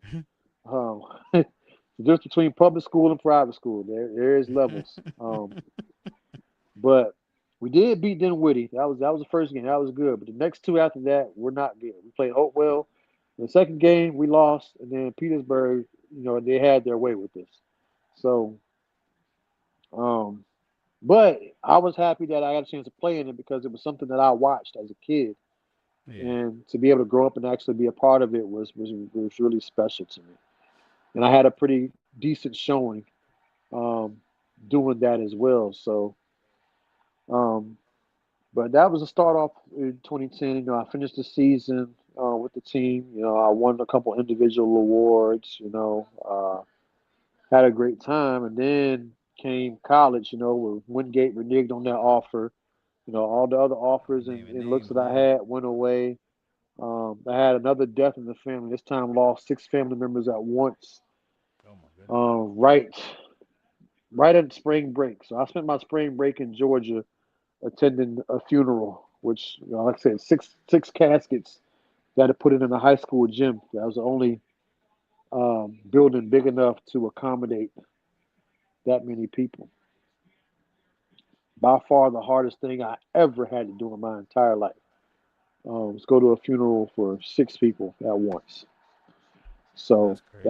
that was tough. But that also was the time in my life where I was like, if I could do this, if I could survive this, there's nothing on this earth that is too hard for me to deal with. That's why, when I do EMS and I see the things that I see, being a firefighter and all that, it doesn't bother me as much. I've seen 6 family members in a casket like that.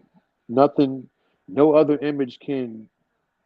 There's nothing else on this earth that'll tell me or that'll scare me or say that I can't endure this or I won't be able to get through this. Like I got through that. Like nothing else is going to phase me ever, and it hasn't since. I haven't even come up with anything close to that day. So, dealing with that, I'm still up in the air about college. I don't know what I'm going to do. We're still at this point reaching out to Wingate trying to figure out, what's going on. They're not calling us, returning our emails, none of that stuff. Um, so I don't know what's happening. I graduated from school in June, um, and I had no plans. I literally had no plans. And then a plan did come in at the end. I was going to go to a prep school program after postgraduate program is what they call it at Fishburne Military Academy up in Charlottesville or outside of Charlottesville. And I remember we went up there and met the coach, and he gave us a tour, and then he worked us out. It's me and 2 other guys there. We did a tour of the school, of the campus, and then they worked us out. So it's a military school, so all the military stuff applies. And I was not feeling that at all. And then basically where the school was at, it was like a ghost town. It was like nothing there. And I was like, I don't know how I feel about being up here, man. I did not want to go. I told my parents, I was like, like this is nope. This But of ain't it. course, of course, that wasn't an option because what else am I going to do? So I remember coming back from that visit after doing a workout. The coach was an asshole to me, and I It's the remember, military, after bro. after going through everything, I remember coming back home. I went in my room and I just cried. I cried and cried and cried and cried. I think I cried for like the entire night. Like I just didn't want to go. All the stuff that had happened that led up to that, and I just cried in silence, just by myself. And then after several weeks, I started to come to terms with this is happening. Might as well just go ahead and get ready. But I know in the bottom of my heart, I was just like, I can't. I really don't want to do this. Like my heart just it was the first time in my life where I did not want to play basketball. I had no desire to play basketball. Um, but anywho, something happened with the funds or the finances or whatever. We got. I don't know. I don't know the whole story. I just know that from what my dad was explaining to me, they were trying to get over on us. So Fishburne did not happen. I remember I got like a big a shirt after my workout and my campus visit with Fishburne. Um, I had like Fishburne, like Academy, all that. Never wore it. Never. I took it home with me, and I think I buried it somewhere, like in the bottom of one of my. I don't even know. I still might have it actually, but like I never looked at it. Never, never wore it ever. I also left out one part of the story. So in the midst of accepting that I'm going to this military school, there's nothing I can do about it. They had like a what do you call it? Like it was like a little mini camp, I guess, in Ohio. We had to fly out to Columbus, here, so right near the campus of Ohio State. Um, and it was like we was there for 2 days or a weekend maybe, and basically, every day, like it's like 2 or 3 sessions a day. We go basically have like a basketball practice or a workout. Me and the guys that were supposed to be playing for Fishburne the upcoming season. And again, it's probably the longest 2 days of my life. I didn't want to be there. The state of Ohio is boring. as it is, by the way. There's nothing there. Even the campus, Ohio State, like it was not impressive. I'm like, this is the great Ohio State. This is what this looks like. Hmm. It was like it was not anything to marvel at, like at all. But I felt like I was in prison those 2 days I was there, and I was just fighting it, the whole time. And I finally got back home, and I was glad to be back. But then it was like reality was setting in that man, a couple of weeks, man, I got to go to this school. I was like, I don't really want to go. And that's when my dad, when the time came close to us going, my dad, came in and was like, yeah, they tried to get over whatever, whatever, so it's not happening. You want to talk about somebody that was happy? It's like, you know, All the joy came back. I never saw myself at that school. I don't know why. I just never did. I didn't have a good feeling about it. I didn't want to be there. And for whatever reason, something happened. And I didn't end up going. So, because I guess they felt bad, the head coach at Fishburne, I guess he had a connection down at CNU. And them realizing, hey, this is kind of late in the game. You know, this dude was coming to Fishburne. We did something, made a mistake, or whatever. Um, Now they're not coming, and he has nowhere to go. So let me see if I can call in a favor with my connection at CNU. So I guess he talked to whoever he talked to down there, and within a few days, I got a call from a one of the assistant coaches at Christopher Newport, and I'm not aware that he's talked to anybody at Fishburne or whatever. I'm just thinking that this just kind of came out of nowhere. And he called us like, hey, heard about you. We'd be interested in seeing you. We just hired a brand new head coach who is looking for some talent, looking to recruit some guys. We have a open gym. We're going to look at another player down here in Williamsburg. And he asked if I want to come down and and play, in a little scrimmage with them or whatever, so that the new coach from CNU could get a look at. Again, Division 3 school. It's late in the game. Got nothing else on the table. What the hell? So me and my dad, we drove down to Williamsburg, and we went to this gym. It was a private school.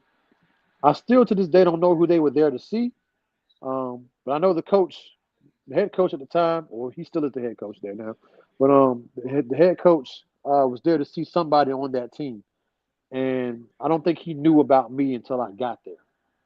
And once I got there, I guess the assistant coach that I spoke with on the phone had told him about me and my situation. And by the end of that session, they were trying to get me into CNU. Um, they liked what they saw.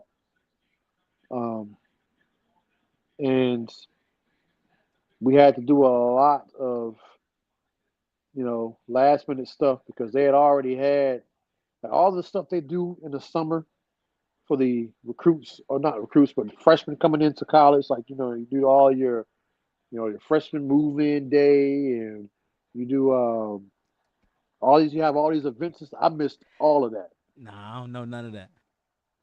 You know where I'm I was at sorry. during this time? I I You know where I I was at I during this I I, time? I know where you at. I know where You you at. know. But but yeah, I missed all that. That boarding stuff. Um, so we're talking. We're late in the game here. And like I Yeah. said, I don't know what my coach did or said to them people at CNU to get me into school, but I was there. 3, 4 weeks before classes were to start, I finally got in. So we it moved pretty quickly. So I went from not having a plan to going to Fishburne to that not working out and having no plan again, and then now, CNU is now on the map. So I get to CNU, and lo and behold, the rest is history. And the rest of my year, kind of, I kind of doubted myself, like, man, this Division 3, like, this is kind of rough. Like, they really, I don't know what I thought it was going to be, but it was definitely different than what I expected. Like, it was very serious. Um, I remember, 41 is crazy. I remember going I'm sorry. down there, and there was a guy that I played against in high school. Went to Midlothian High School.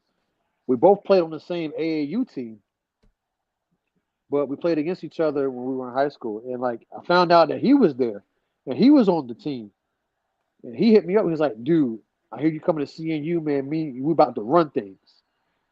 Well, he did not last freshman year. He actually left the team and pursued a whole different uh, hobby altogether. Like he basketball like wasn't even a thing to him anymore. He But his became a new rapper. hobby, his new huh? He became a rapper. Oh, no, my go. You gonna say it? No, he actually became a producer. Oh, Like he produced some really good. He produces for Kalani it ain't like and Angel, is it? some other big time artists. So like he's living a very successful life.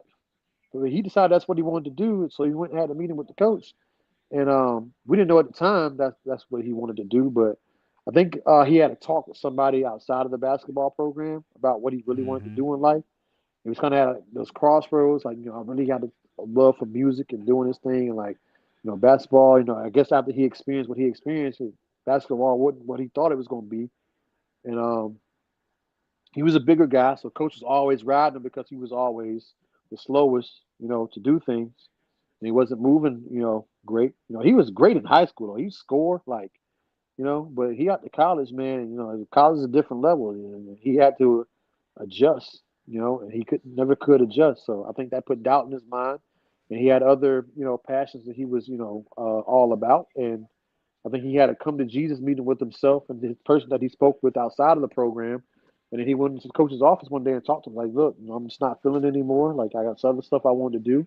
And he went and did it. He's been very successful. Um, so it was three freshmen that came in that year. I was one of three. Me and two other guys. The dude I played with in high school and against in high school. There's another guy from North Carolina. Uh, I was the only one left after the freshman year. Obviously, the other guy went and pursued a music slash producer career, and then the other guy got kicked out of school for having weed. He was Hmm. actually a really decent player. Um, but I was the only one out of the three freshmen that came in that year. He got I was kicked the out for last one man. time, or he got kicked out for multiple occurrences of having Well, it. he had some issues already. Okay. Um, Yeah. and then the weed thing, I think, kind of that was Last the straw. last straw. Yeah. So, yeah, they kicked him out, and that was I don't know what he did at. I don't know if he went elsewhere or he gave up basketball altogether or what happened with him. He was very talented, and yeah, his career ended before it even started. Like he was gone before we even got to the regular season. Like we hadn't even played a game yet. Um, Neighborhood star now. yeah, but me and the other guy, we at least got through the season, and then I can't remember if he left like during the season or if it was like after the season ended. He decided to go into the music thing. So, but after the freshman year, I was the only one left out of those guys that came in that first year. But Well, y'all yeah, got that was and that was a rough time up until the end of that season. April of 2011, and then I had the death of another teammate at CNU. That was a dang. rough time. But that summer, finally things had started to look up, and I finally had adjusted. And but man, it was some rough stuff I went through. Both on and off the court, and like I said, it got me to where I am, and it made me into who I am. It definitely made me a lot tougher. I've been able to shoulder a lot more and deal with a lot more because I see how fragile life is, and it's just like Yeah. I've seen the worst. Before I even took the job, long before I took the job as a firefighter in EMT. So there's nothing out there I think that would break me. I think I can think of because I had it's been several times I went through things that it probably should have broken me, and it didn't. So I've just been able to be a much stronger person because of all that. But it's still some things in there that probably shouldn't have happened, but it is what it is. I'm here now because of it. And in fact, Yes, I'm sir. still here because of it. Um, Thriving and doing something that I truly love, which is being a firefighter, an EMT. I'm excited. I go to work tomorrow. I can't wait to get up in the morning and head out there and see what the day's got in store. It's really a good time, man. And we were doing some good things here. Yes, So sir. all roads led to this, I guess, and I'm thankful for that. But Everything we did even with all together. that, it still doesn't, erase the pain of the things that did happen for me to get here. But I guess a good thing about having that pain, it just reminds me of how far I've come and how much stronger I am, how much more I'm able to take on. Um, and I think that's the most important thing. I think I need to just focus on that part of it a little bit more rather than dwelling on it. Just be like, hey, you went through some shit, you know, in a very short amount of time, a year and a half span.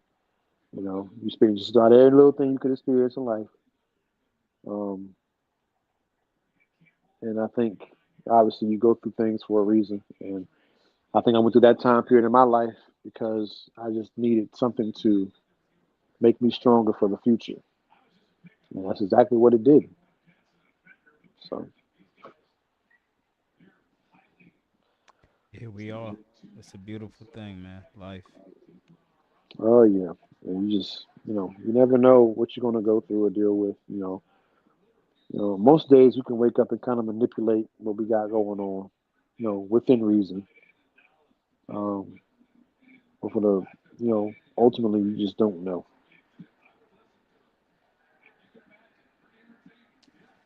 I think we all got similar upbringings and things we dealt with.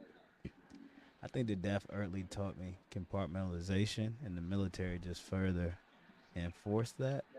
Hmm. It's just, and I think that's what kind of what you described to me is. Yeah, I feel it. I go through all this kind of stuff, but when it's time to be on, it's time to be on. Like it's time to just put all that shit to the side and just go deal with it. Dang, Lions beat that ass. Seahawks scored fast. I don't know. We got to get an origin story of Miles and B next.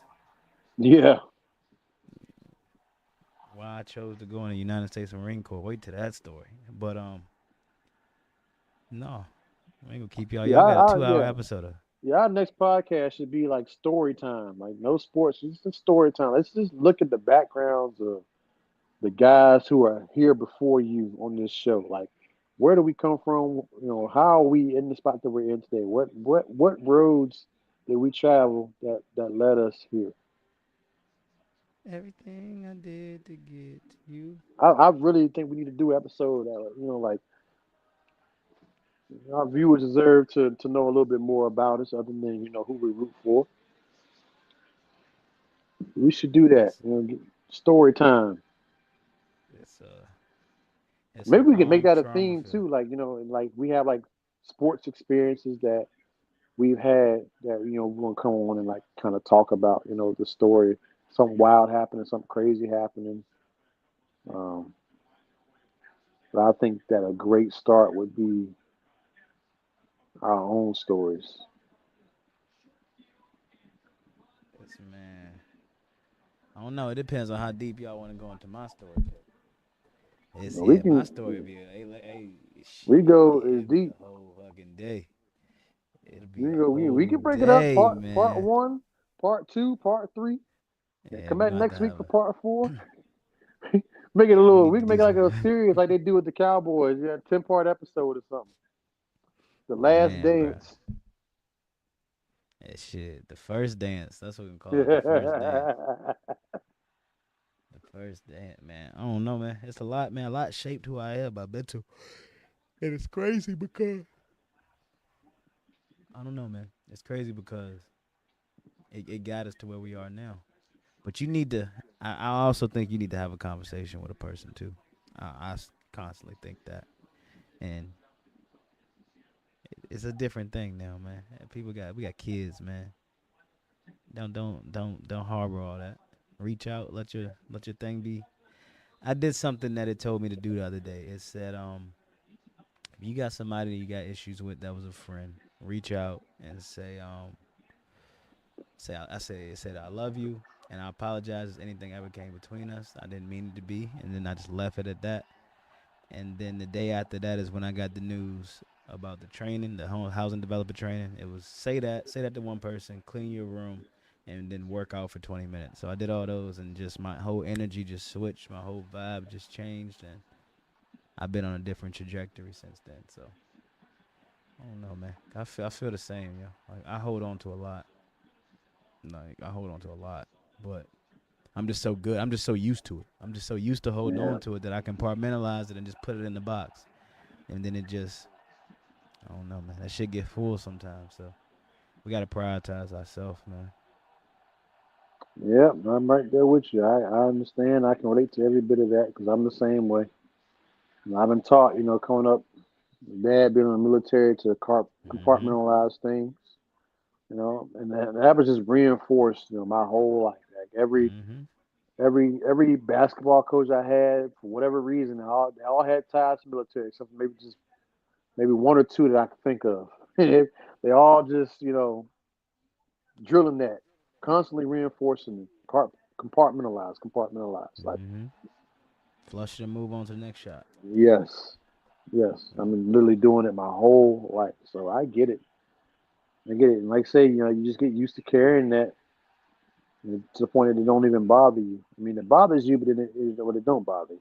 That makes Yeah. sense. But yeah, yeah, I'm there with you, man. I understand.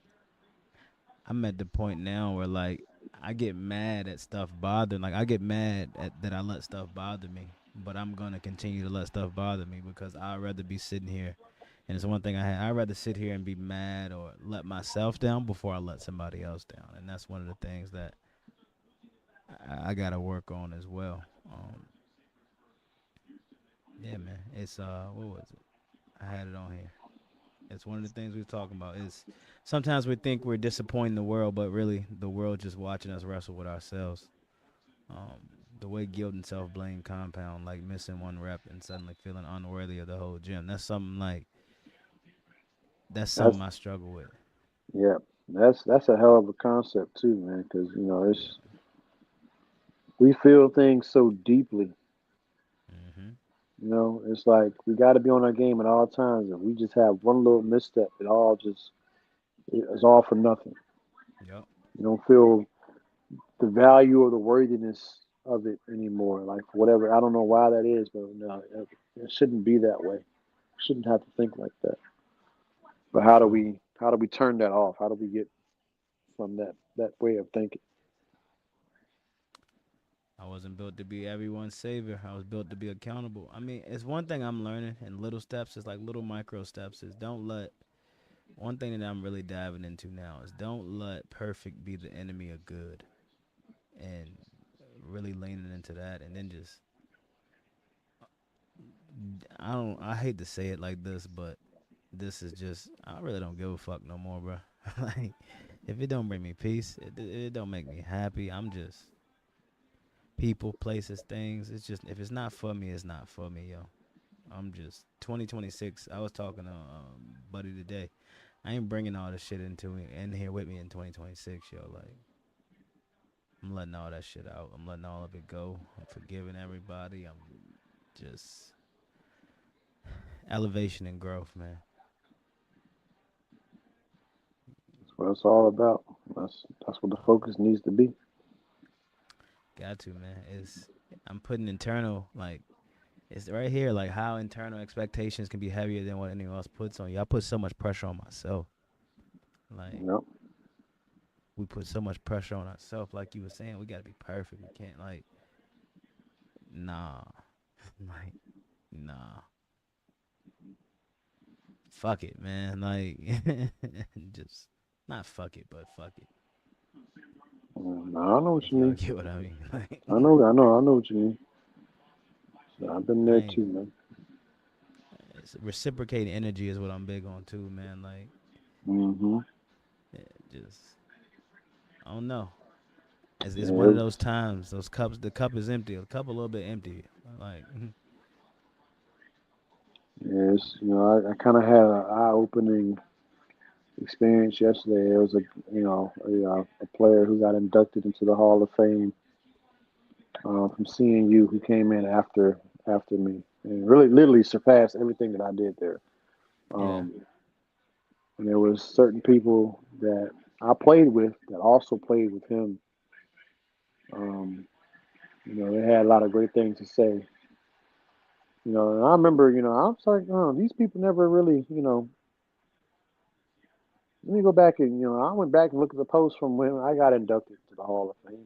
And, some of those people didn't show up and then had nothing to say to me. So, I kind of wonder what the reason behind that is. And I think, I want to think it's because, they played with this guy a little bit longer than they were with me. But then when I see like other coaches and like other like administrative figures, saying things, when these people didn't acknowledge me or say anything to me, um, that was the eye opening part. So it kind of hurt my feelings a little bit, that some of those people who were there, I didn't hear from, when I had my moment and I had a more of a relationship with them than they did with, and or maybe I didn't. I don't know, but it was kind of tough to see. I hear that. I hear that for sure. Like, it's some, yeah. Like, y'all, nigga, y'all don't see me, bro. Like, especially that's something I deal with like an only child. Like, I felt like I had to be seen. But can I flip it for you? What if, because Hall of Fame is not something that comes, that's not everybody. It's an upper echelon. It's a different thing. What if you were, man? What if they feel like, hey, we let Trey down when it happened. We don't want to let this person down. I think it could be everything you said too. Social media is more prevalent, like different kind of things like that. But they could have.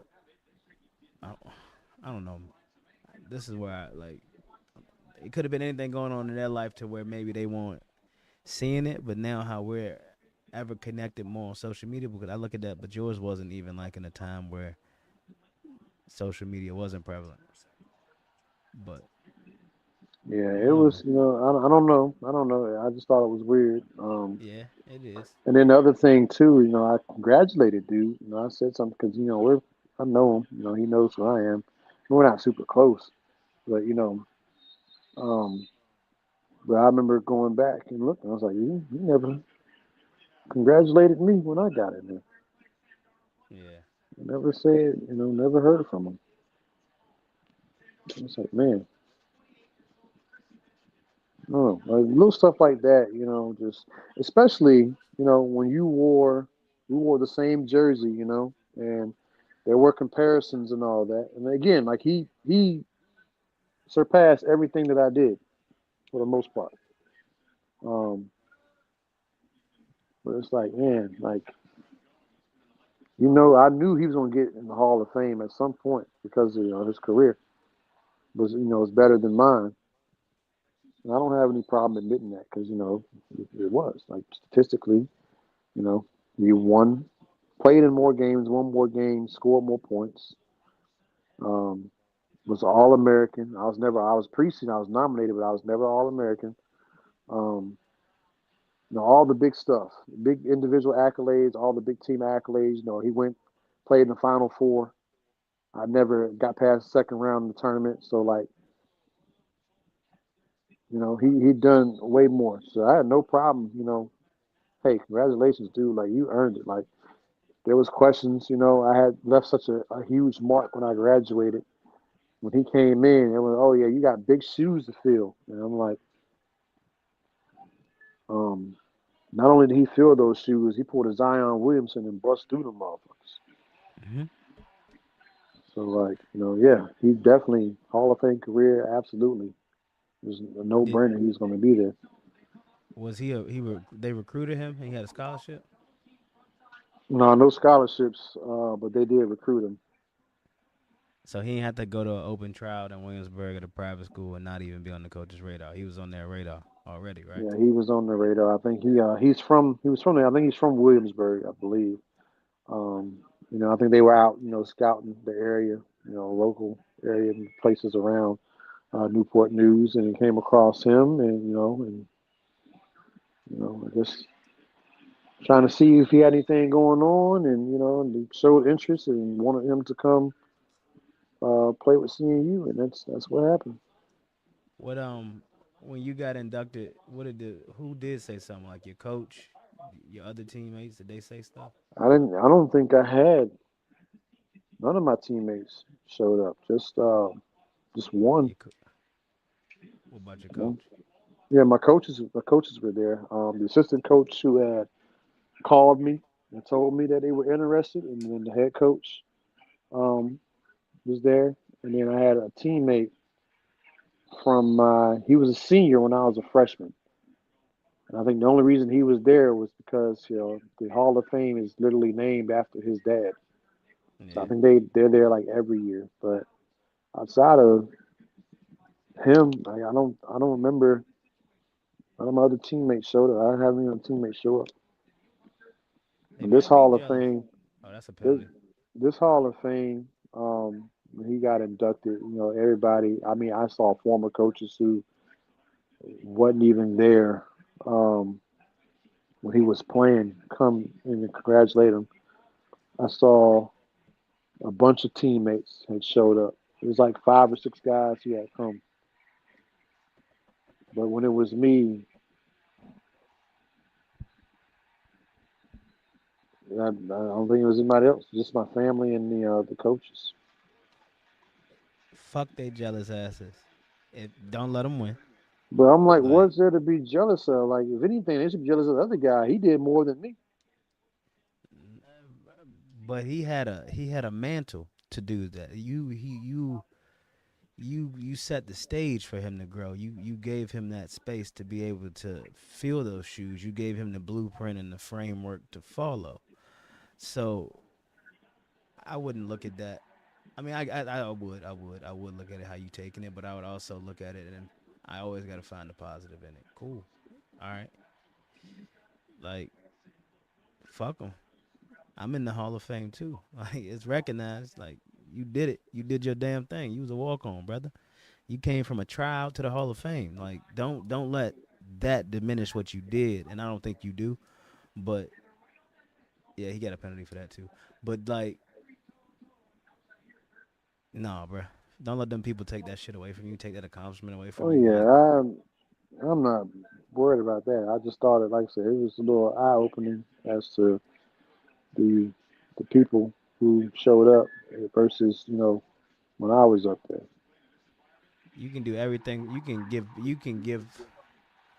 give people the world, and they'll still ask for the stars. Like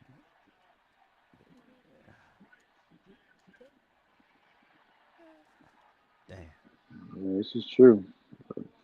Like But yeah, like I said, it just kind of hurt my feelings a little bit when I saw the people who were there, and I'm just like, I'm not the same people. Like, what the fuck was y'all at when I was, you know?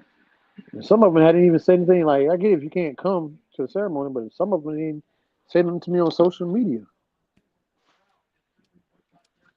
No, Trigger, maybe you I'm gotta. reading too much into it and being too, 'cause sometimes I have a tendency, I do that, I overthink things and make stuff into something that it's not.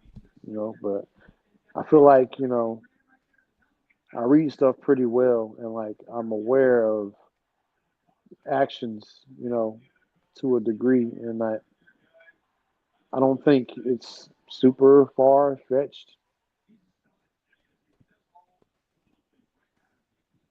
I don't know. I just like I said, I just thought it was a little. Thought it was interesting. Damn, Mike Evans hurt again. But I just, I feel it. I feel it. I overthink too. I overanalyze situations, gestures, talks, like facial language and all that kind of stuff too. But just don't let it diminish, man. Don't let it diminish that spark. Don't let that. Don't let that.